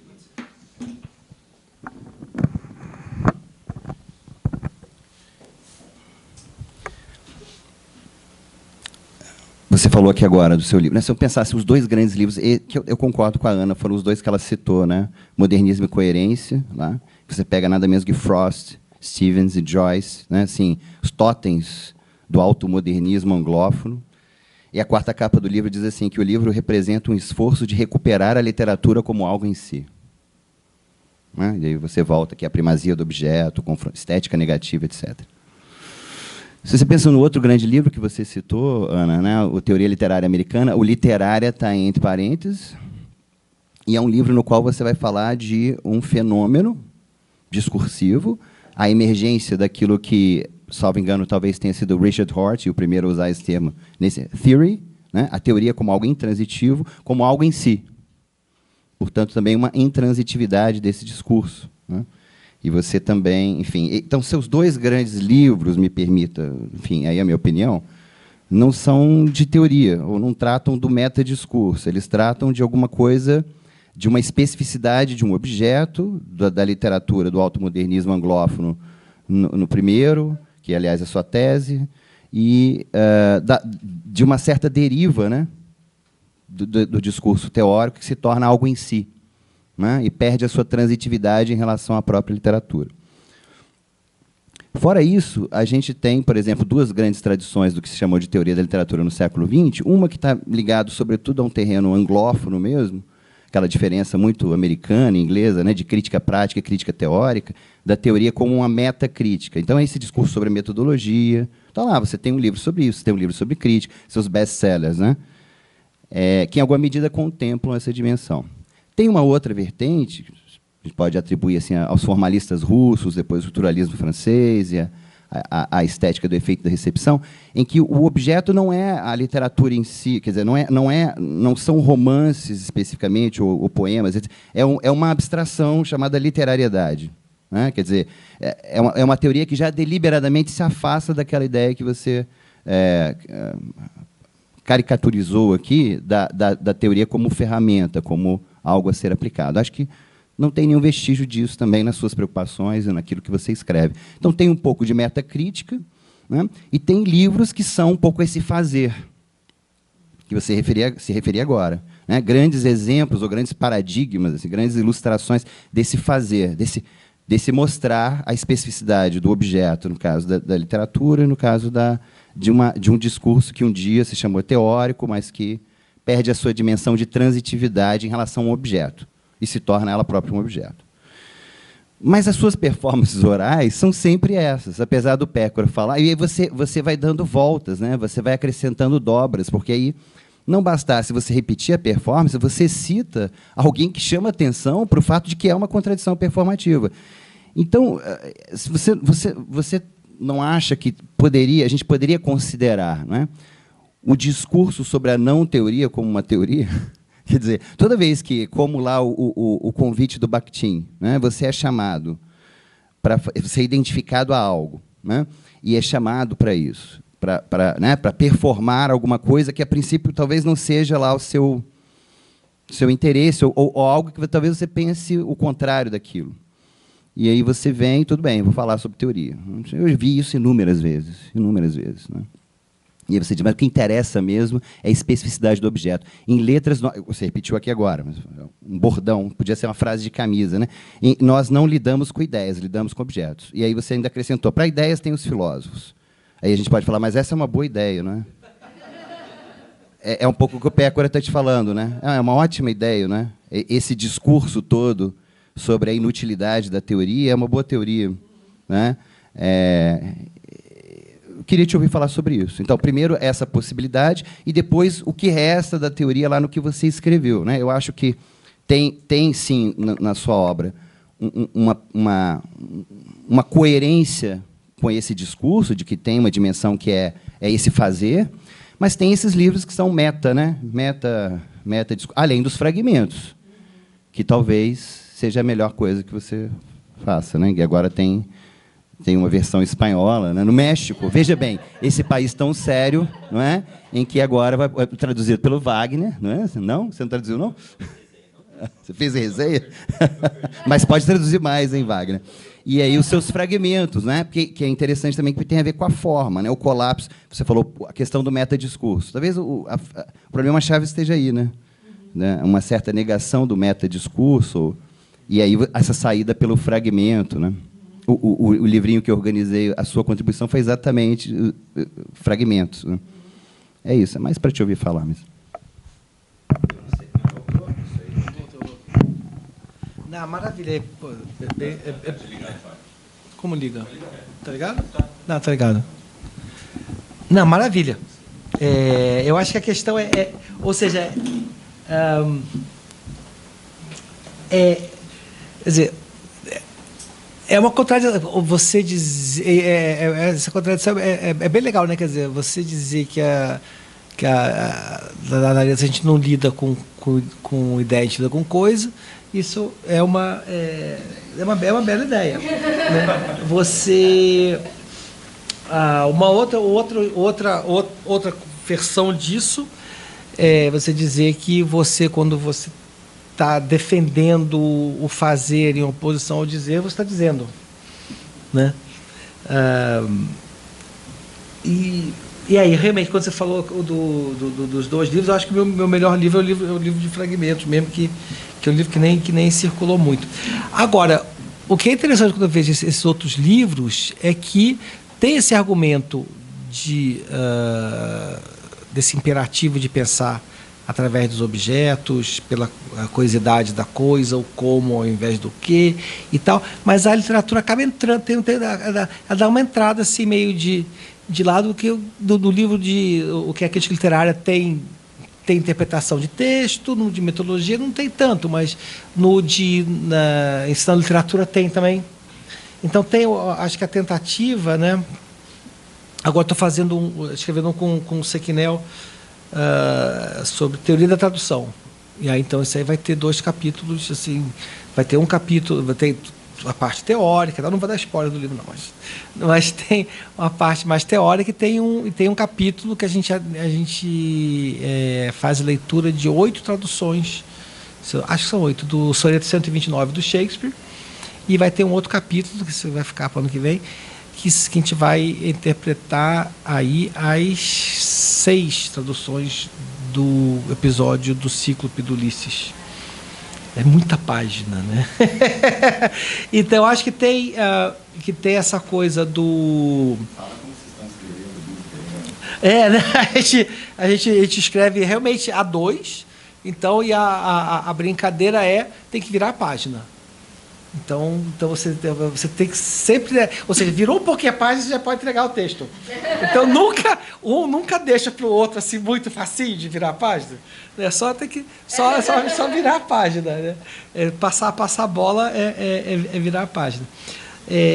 Mas, então, o que eu diria é o seguinte. Então, o que eu diria é que, por um lado, eu não estou inconsciente, não me passa de despercebido o fato de que tem uma dimensão do fazer, quando eu falo da obrigatoriedade, tem uma dimensão do fazer também, e eu acho que os fragmentos, o livro de fragmentos também tem a ver com isso, que tem ali uma performance das ideias, né? Através da forma fragmento, né? Agora, por outro lado, você perguntou por que me chamam tanto para falar de teoria. Bom, eu sempre fui leitor de teoria. Hoje menos do que antes, mas sempre fui leitor de teoria e assim, aceito os convites, né?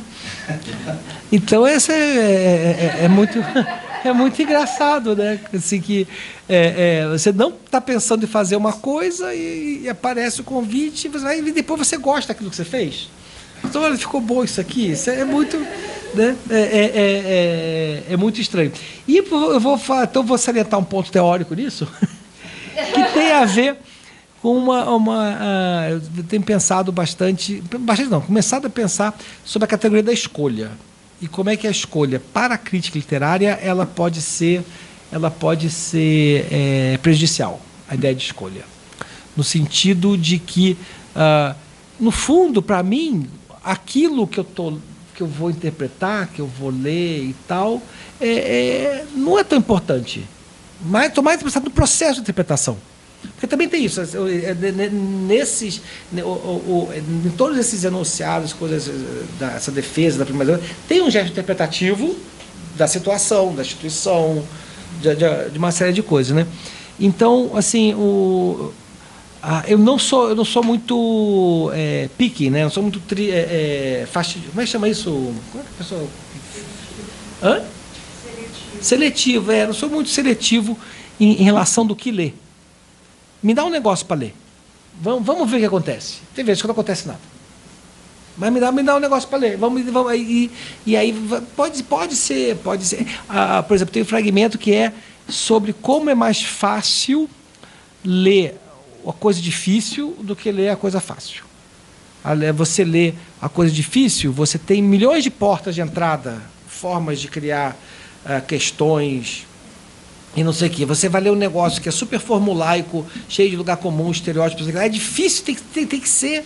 Eu estou quebrando a cabeça agora para escrever sobre o Philip K. Dick, lá, do Blade Runner, o Bic. Por quê? Mas é muito porque é muito difícil. É muito legal. Tem umas coisas ali, por exemplo, no Bic tem um negócio que as pessoas, para sair da casa, tem que colocar a moedinha para abrir a porta. Então você tem que colocar a moedinha para abrir qualquer porta, para sair de casa. Então, como é que a pessoa coloca num romance de ficção científica que se passa no futuro, que você quer reconstituir, por definição, um romance de ficção científica tem que reconstituir uma ideia de totalidade. Por isso que o Jameson curte a ficção científica. Tem que projetar uma totalidade. Não tem como não ter. E aí, como é que o cara constrói esse mundo no qual as pessoas, para sair de casa, tem que ter moedinha, porque não tinha na época cartão magnético, nem nada de crédito, né? Ele escreveu isso na década de 60, né? Então, tinha que botar moedinha para abrir a porta, para sair de casa, né? Assim, esse grau de inverossimilhança é muito difícil interpretar isso. É um erro, é uma piada, é uma autoconsciência do romance a partir da sua incapacidade de reproduzir a totalidade, porque a minha hipótese interpretativa assim, inicial, assim, estou tentando fazer dar sentido para esse universo aí, é que o Philip K. Dick ele não está preocupado, que nem em 1984, de produzir uma totalidade social convincente. Não liga para isso. Né? Então, e esse negócio, que é um negócio completamente absurdo, que você tem que botar uma moedinha, você tem que ter um saco de moeda, né? E se não tiver, você morre. Apodrece, morre de fome e fica o corpo apodrecendo lá porque você não tem uma moedinha, né? Então, assim, essa coisa será que ainda não é uma coisa autorreflexiva do romance, dizendo para você, não, eu tô tão não dando bola, né? Quase que eu falo um palavrão aqui.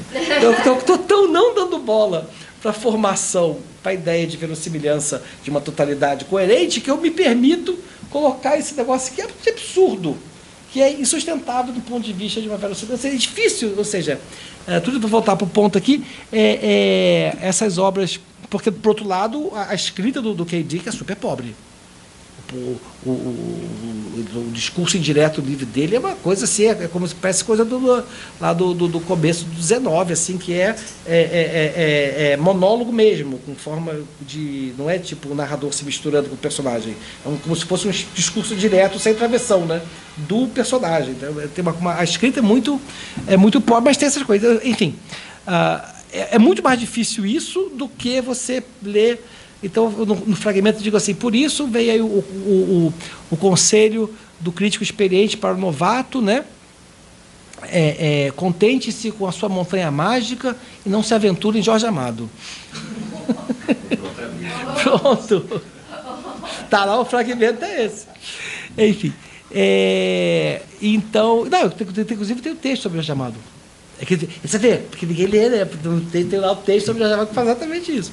Enfim, mas então tem essa questão da escolha. A escolha não é um negócio importante, assim, que é determinante. O importante é o processo interpretativo e o que você consegue fazer com os objetos. Sabendo que também tem vezes que você não vai conseguir fazer muita coisa. E é legal também essa experiência. Não rolou, não consegui. Posso chegar lá e não conseguir fazer nada com o Philip K. Dick. Não rolou. Né? Isso é bacana também, essa experiência do fracasso interpretativo. Fica fácil demais, né? Qualquer coisa, fica toque de Midas, qualquer coisa, põe a mão ali e fica, uau, não, legal também errar. Então, Fábio, eu fiquei aqui com a questão, comecei pensando em algo que a Ana Carla disse no começo e com o que eu me identifiquei, que diz respeito à experiência de orientação. Depois eu lembrei também do que você falou da piscadela para o leitor, no rodapé, no artigo, né, contra a forma artigo. E, no fundo, o rodapé se torna esse espaço de uma experiência intelectual partilhada que a forma artigo não permite, né, com a sua estrutura fixada, a sua redundância e tal. É um pouco, no fundo, como o próprio bar relativamente à aula, à orientação. Né? E eu queria assinalar, em primeiro lugar, talvez essa relação que existe entre os conceitos com que você vai tratar, eu nem quero chamar de conceitos, nesse caso, ideias ou premissas a respeito da forma como lidar com literatura e aquilo que é a sua prática acadêmica enquanto orientador. Não é? A gente ouviu aqui falar bastante no Fábio como investigador, como alguém que produz, critica, etc., mas eu fiquei com isso na minha cabeça, porque são lições que eu mesmo tento levar hoje, algo do Fábio como orientador para mim. Né? Essa questão que você abordou, por exemplo, você focou, né, no desejo de partilha quando uma pessoa tem uma ideia e que é inerente à felicidade, ao prazer do pensamento, querer partilhar, né, a causa da felicidade, como isso constitui ou modela uma tradição, grupos e por aí vai. Né? E aí eu lembro, a Ana falou numa pergunta que foi feita que ela não sabia responder. Eu também tive esse momento da pergunta que eu não sabia responder. Né? Eu estava fazendo o trabalho de teoria da literatura, né? Só teoria, então só teóricos, e um dos pontos era fazer a crítica da interpretação.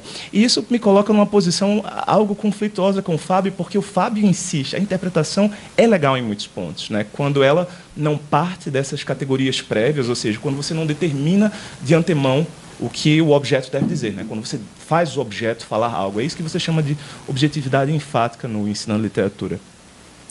Então, eu fiquei pensando nessa semelhança, né, entre essas abordagens, ou a forma como você pensa a literatura e a forma como você pensa o próprio processo de orientação. Eu queria que você comentasse isso, esse é um ponto. O segundo ponto é outra coisa que me chama a atenção, pelo menos eu fiquei com isso, né? Para mim, existe uma diferença, algo marcante, talvez, ou pelo menos eu recebi assim, né? Entre o Fábio da metodologia, que ainda é um Fábio que coloca a interpretação no centro de uma atividade, e, no fundo, quando eu penso em interpretação, eu penso muito em termos de o quê, né? O que é que a obra diz, ou o que você faz a obra dizer, e a ideia da sala de aula como acontecimento, né? Então, lá no Ensinando Literatura, que é onde surge essa ideia, você diz que, no fundo, a diferença entre a escola e aquilo que a gente vai realizar na universidade é um trabalho a diferença de grau. Tem um grau de complexidade maior, mas o tipo de gesto, de atitude que vai ser desenvolvido ali é o mesmo. Então, eu queria que você comentasse também essa coisa a diferença entre escola e universidade e, é claro, acrescentando esse lugar aí do orientador e pensando na pesquisa, né? A universidade vinculada ao ensino é uma coisa e talvez a pesquisa é outra. Não sei se me fiz claro, mas é basicamente esses dois temas assim que me importam muito hoje e talvez para muita gente aqui também. Legal, obrigado, Matheus.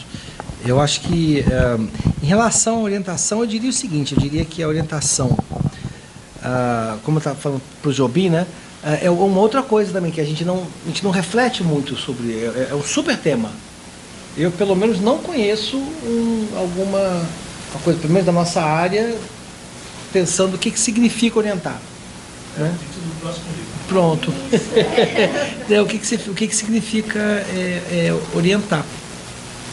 Então, eu diria o seguinte, eu diria que, por um lado, a orientação tem que evitar dois extremos, tem que fazer uma mediação dessas duas coisas, que é o trabalho do orientando não é seu, é do orientando. Porém, você tá implicado no trabalho do orientando.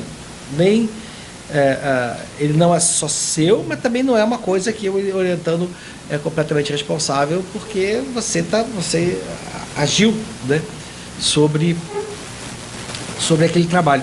Uma vez eu vi uma masterclass do Daniel Barenboim, que ele falou um negócio que eu curti muito, que ele falou assim, não, você está tocando de um jeito muito fosco, contrário transparente, né? Do jeito assim, que eu não estou conseguindo perceber qual que é a sua concepção dessa obra para eu poder te ajudar a você realizar essa sua concepção. Quer dizer, então você para orientar, você tem que sacar qual que é o desejo do orientando, que ele muitas vezes não sabe, ou necessariamente não sabe, né? Você sacar qual que é o desejo do orientando, qual que é aquela ideia que o orientando está tentando ter do trabalho, e você sacar aquela ideia para que você possa ajudar o cara a fazer aquilo que ele quer fazer, mas não está tão claro para ele que ele quer fazer aquilo. Né? Então, não é você que vai dizer para ele o que ele vai fazer, você vai deixar mais claro para ele mesmo o que ele está querendo fazer. Porque ele não tem essa clareza. Mas no processo também, junto com isso, você tem que dizer coisas que não dá para fazer. Porque às vezes essa coisa que ele não tem clareza que ele quer fazer, e você dá a clareza para ele, olha, o que você quer fazer é isso, mas olha, mas isso aqui é problemático. Então, você incide sobre isso. Mas eu diria que a coisa principal é isso, é você fazer com que aquilo que o orientando quer fazer que se torne mais claro para ele mesmo, e aí você tentar fazer com que ele fique do jeito mais robusto possível. Uma outra coisa também em relação à orientação é que a orientação tem um aspecto processual e que eu pelo menos eu defendo isso, que o orientador tem que ajudar o orientando perceber aonde que o trabalho quer ir. Né? Ou seja, eu acho que é uma experiência de escrita que rola. Né? Você está escrevendo um negócio, você se sente que o texto quer ir para um lugar. Então, eu sempre falo isso em relação ao Ulisses do Joyce, que a grande genialidade do Joyce não foi... Ele tem toda aquela coisa do quadrinho que deu para o Gilbert, tem outro que deu para o Linati, aqueles quadrinhos, até na tradução do Einstein, aquele quadrinho com os horários, aquilo é uma besteira. Que dá uma impressão de que o Ulisses o Joyce é uma espécie de demiurgo, tinha todo um plano antes, só fez ali realizar, pá, ali, isso é uma besteira. Ao invés disso, o Ulisses, ao invés de ser uma materialização de um gênio demiúrgico que pode construir um universo complexo do nada, ao invés de ser isso, a genialidade do Joyce você vai ver em deixar o romance ir para onde que ele queria ir. Então, o romance, ou seja, é um processo de descoberta, o Joyce vai escrevendo, vai descobrindo um montão de coisa, e ao invés dele chegar e querer fazer o romance voltar para aquele que estava no começo, ele começa a descobrir, então vamos lá. Aí descobre outra coisa, então vamos lá. Aí depois, lá, por exemplo, o episódio do Ello, que é na primeira parte, ele reescreve antes de entregar e coloca ali as manchetes e tal. Foi uma edição posterior, bem tardia, como se o livro desse uma volta dentro de si. E isso também rola também para a escrita acadêmica, né? Então você tem um projeto de fazer, muito comum também, você tem 3 capítulos, 3 autores diferentes e tal, você começa ali, se entusiasma, não sei o que lá, a tese vira só aquele primeiro autor ali. E está valendo. Isso é ótimo, né? Então, acho que é legal também ter o orientador ajudar orientando a perceber para onde que o texto está querendo ir, né?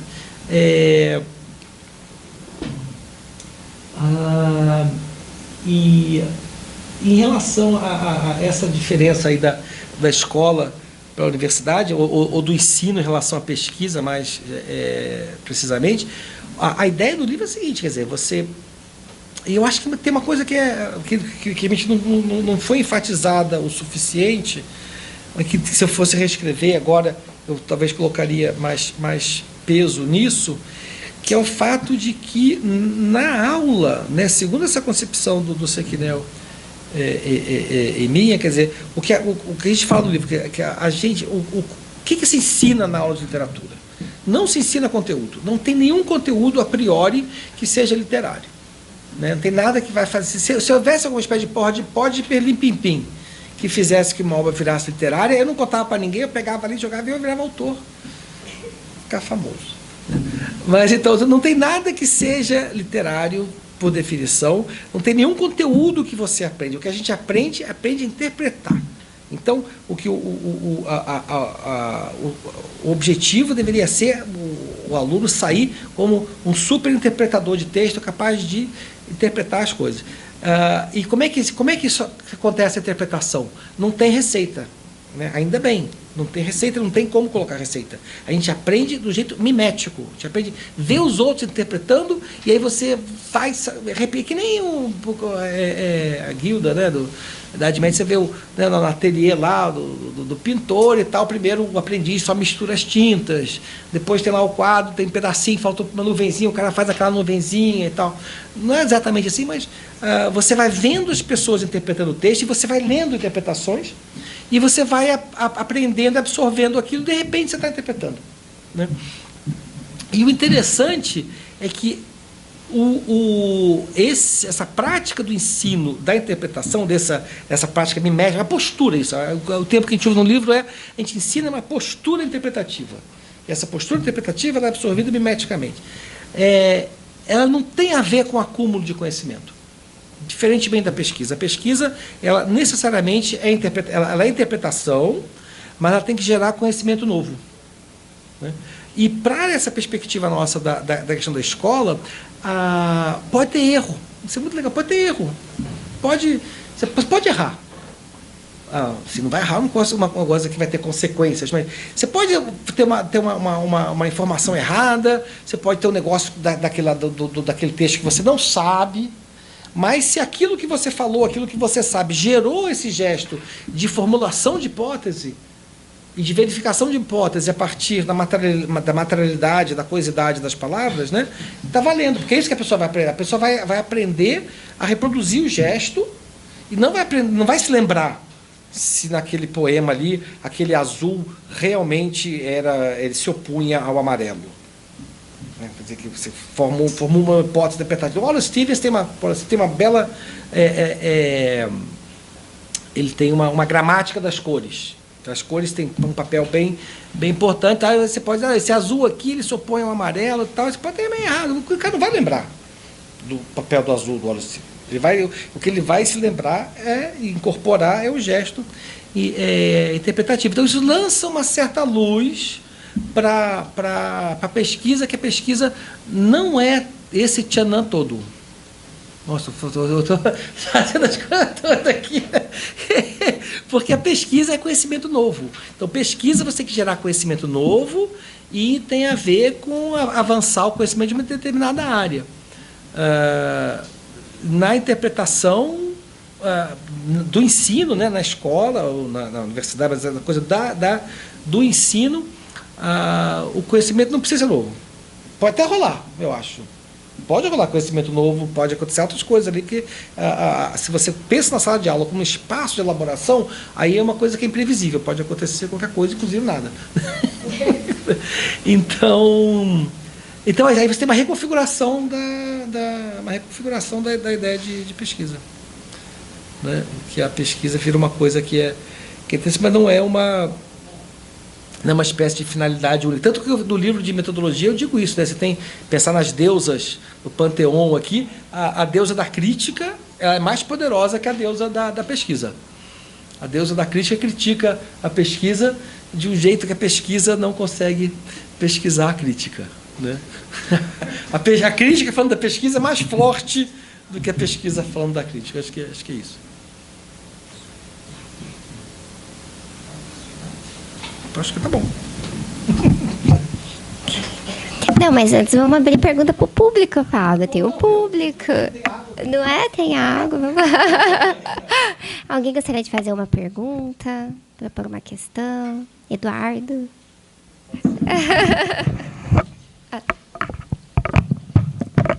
Então, eu acho que eu vou ter que repetir um pouco o gesto da Ana, não tendo sido orientando, mas impressiona muito.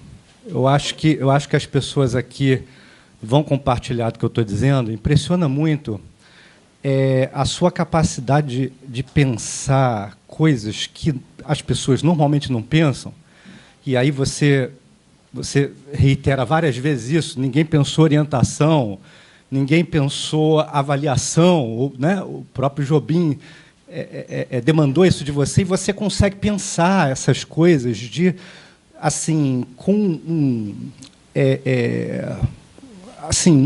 um desembaraço com os conceitos que eu fico muito impressionado, e, ao mesmo tempo, com uma enorme leveza, né?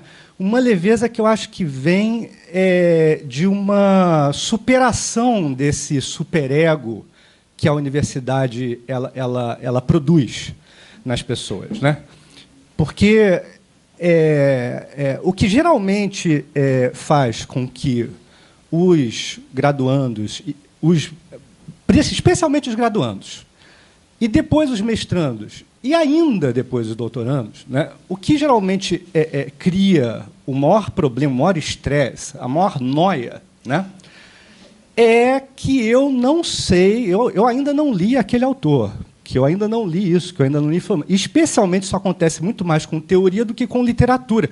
Com literatura isso quase não acontece, porque literatura é um negócio imenso mesmo, tem milhões de autores e tal, mas teoria não. Teoria tem uns 20, uns 10 ou 20, e se eu não li Foucault, meu amigo, o que eu estou fazendo aqui, né? Assim, eu não sou ninguém, eu sou ignorante, né? E aí, assim... isso impressiona, porque a gente está... Eu vou fazer a primeira pergunta que eu colocaria é a seguinte, que é uma pergunta que vai te deixar extremamente desconfortável, né? Mas vamos lá. Assim, dentro de uma tentativa de fazer uma história de crítica no Brasil, e talvez até de teoria literária no Brasil, né? Você tem aquela famosa oposição entre aqueles que primam pelo objeto, e aí entram mais ou menos numa história da literatura brasileira, né? E tem aqueles que primam pela teoria, né? E começam a pensar essa teoria que você apresenta, a teoria literária americana, né? que vem de uma espécie de uma tentativa de elaboração da própria teoria francesa e alemã, no final das contas, né? Então, assim, você tem esses dois esforços. Um esforço de primar por uma espécie de tradição, uma formação da tradição literária brasileira, né? A ideia de formação da literatura brasileira, do Cândido e tal. E você tem um esforço hercúleo de recepção dessa teoria importada, com também muita dificuldade, mas também com algum brilho, em alguns casos, né? E a gente percebe assim que uma enorme falta de comunicação entre essas duas escolas. Assim, a minha sensação sempre foi essa, assim, uma enorme falta de comunicação, uma enorme falta de entendimento mútuo, mesmo que todo mundo esteja mais ou menos na mesma área, né? E quando você entra aqui, assim, quando você entra nessa discussão, você faz uma terceira coisa muito inusitada, a meu ver, e, ao mesmo tempo, assim, muito libertadora, né, para quem te observa e te admira, pelo menos.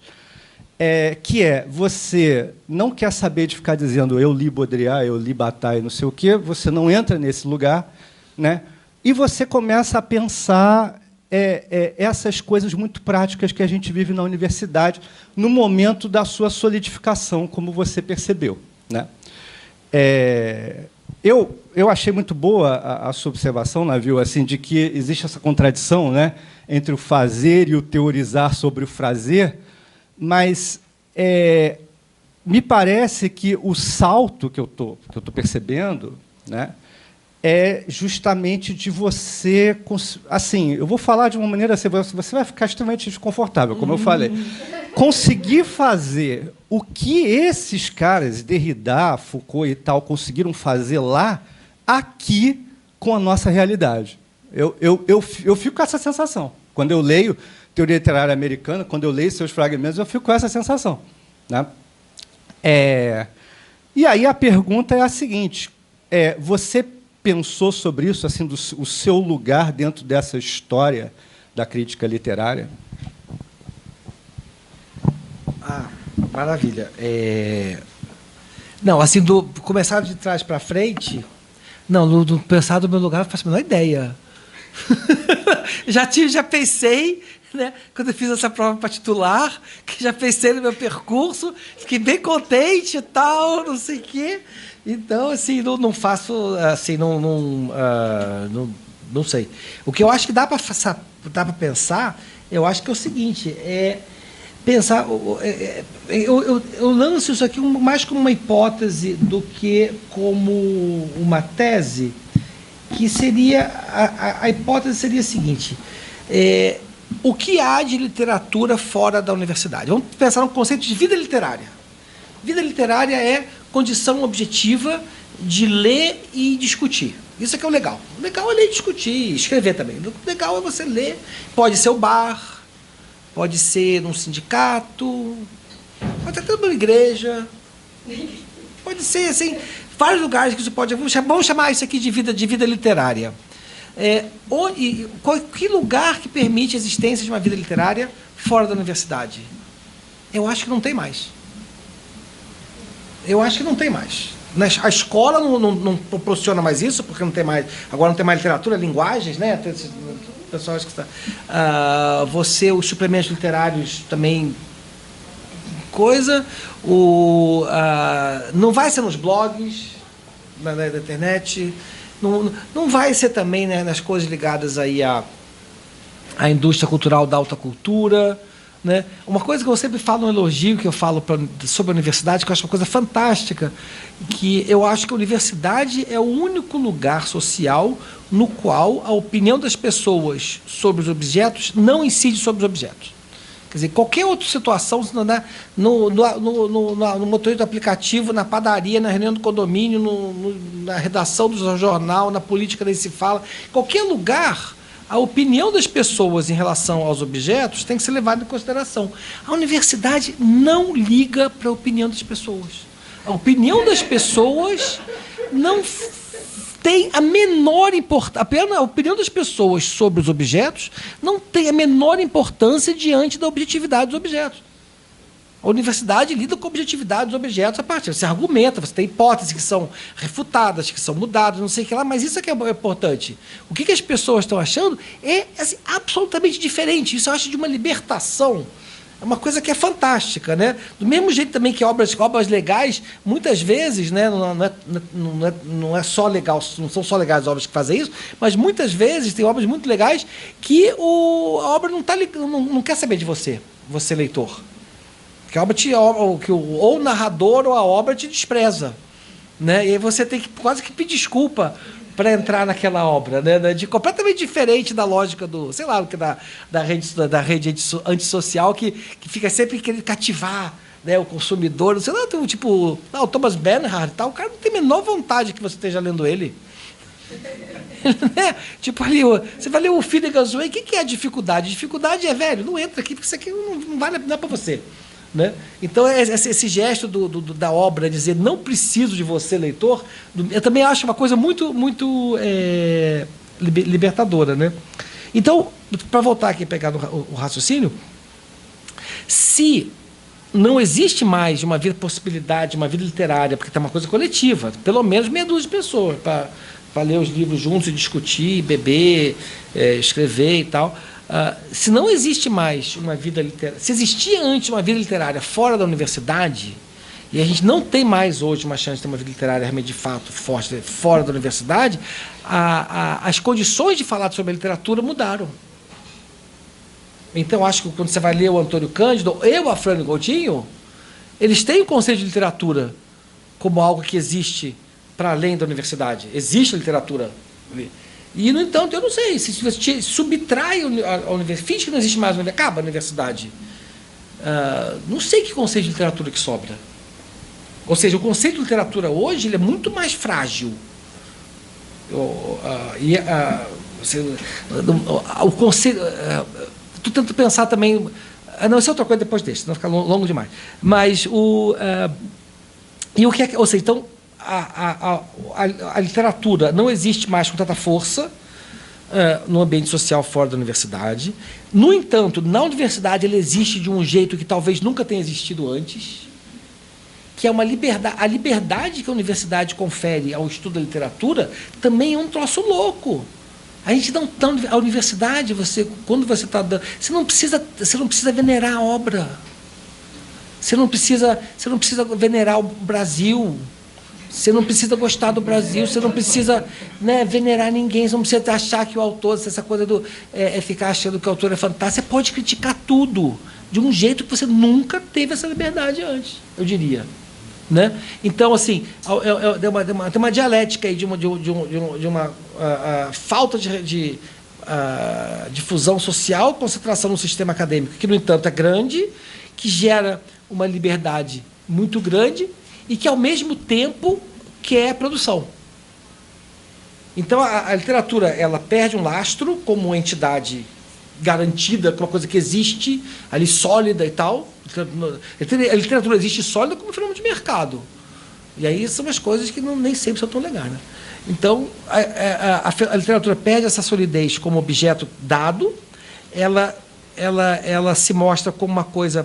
Pelo contrário, ela entra na universidade, ela se coloca sob uma dinâmica de questionamento de qualquer coisa. Você não precisa ter reverência, não precisa ter... nem precisa de dizer que gosta. Do fundo é isso também, né? Não precisa dizer que gosta de literatura. Do mesmo jeito que tem um narrador que não gosta do leitor, né? Eu falo, mas não precisa de dizer, ficar falando o tempo todo que ama a literatura. Às vezes é mais legal você trabalhar com coisa que te irrita. Né? É mais fácil você escrever sobre coisa que te irrita do que sobre a coisa que você é mais difícil.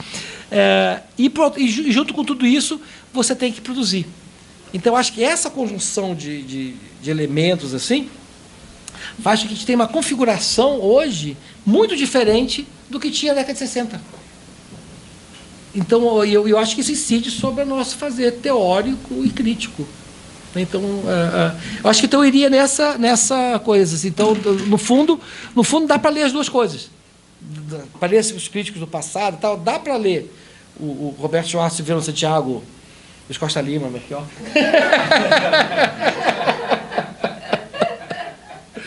Porque a gente está passando por uma situação que é bem diferente. Né? Enfim. E também dá para ler, lá para ler teoria, como eu estou defendendo que a teoria é um objeto próprio, é muito legal. Quando você cai nessa ficha, você tem que ler a teoria, não porque você tem. É interessante, eu tenho um fragmento também sobre isso, né? Que é. Como é que é o fragmento? Que é a ironia que é você fazer a crítica do cânone literário a partir de um cânone teórico, que é muito menor. Então, você critica o cânone literário a partir de lugares teóricos que são canônicos. Então, você não tem como não usar, sei lá, o Foucault, o Derrida, Judith Butler, o Homi Bhabha, o Spivak, para criticar. Então, o número de pessoas que você vai ter que mobilizar para criticar o cânone é um cânone também, só que é muito menor. Né? Então, então tem isso. Agora, a última coisa, só para que foi o começo da sua fala, Eduardo, que é a questão que você falou agora da leveza e tal, tem uma questão também da coloquialidade. E o legal é você perceber que, no fundo, a leveza, a informalidade, a coloquialidade, tudo, são estratégias argumentativas. Né? O negócio é perceber isso. Quer dizer, se você está, né? Nossa, como aquele cara ali é espontâneo, como aquele cara. Aí é que funcionou. Porque é uma estratégia argumentativa. Né? Então, e a retórica, uma estratégia retórica, e é um recurso interessante. É também uma expansão, eu diria, do discurso crítico, que é a questão do humor também. Né? Que a gente não. Tem né, várias. Tem várias piadas que têm os conteúdos intelectuais interessantes, né? E tem um jeito de escrever com humor que funciona, que é legal como estratégia. Você pode imaginar, no dia a dia ele é super sisudo, sério. Exatamente. Tudo mise-en-scène, tudo controlado.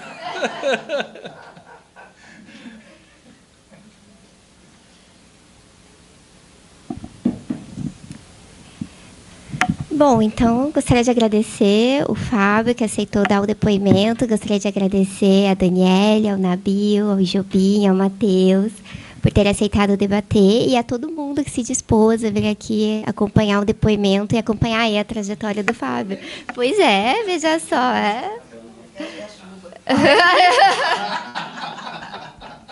Muito obrigada.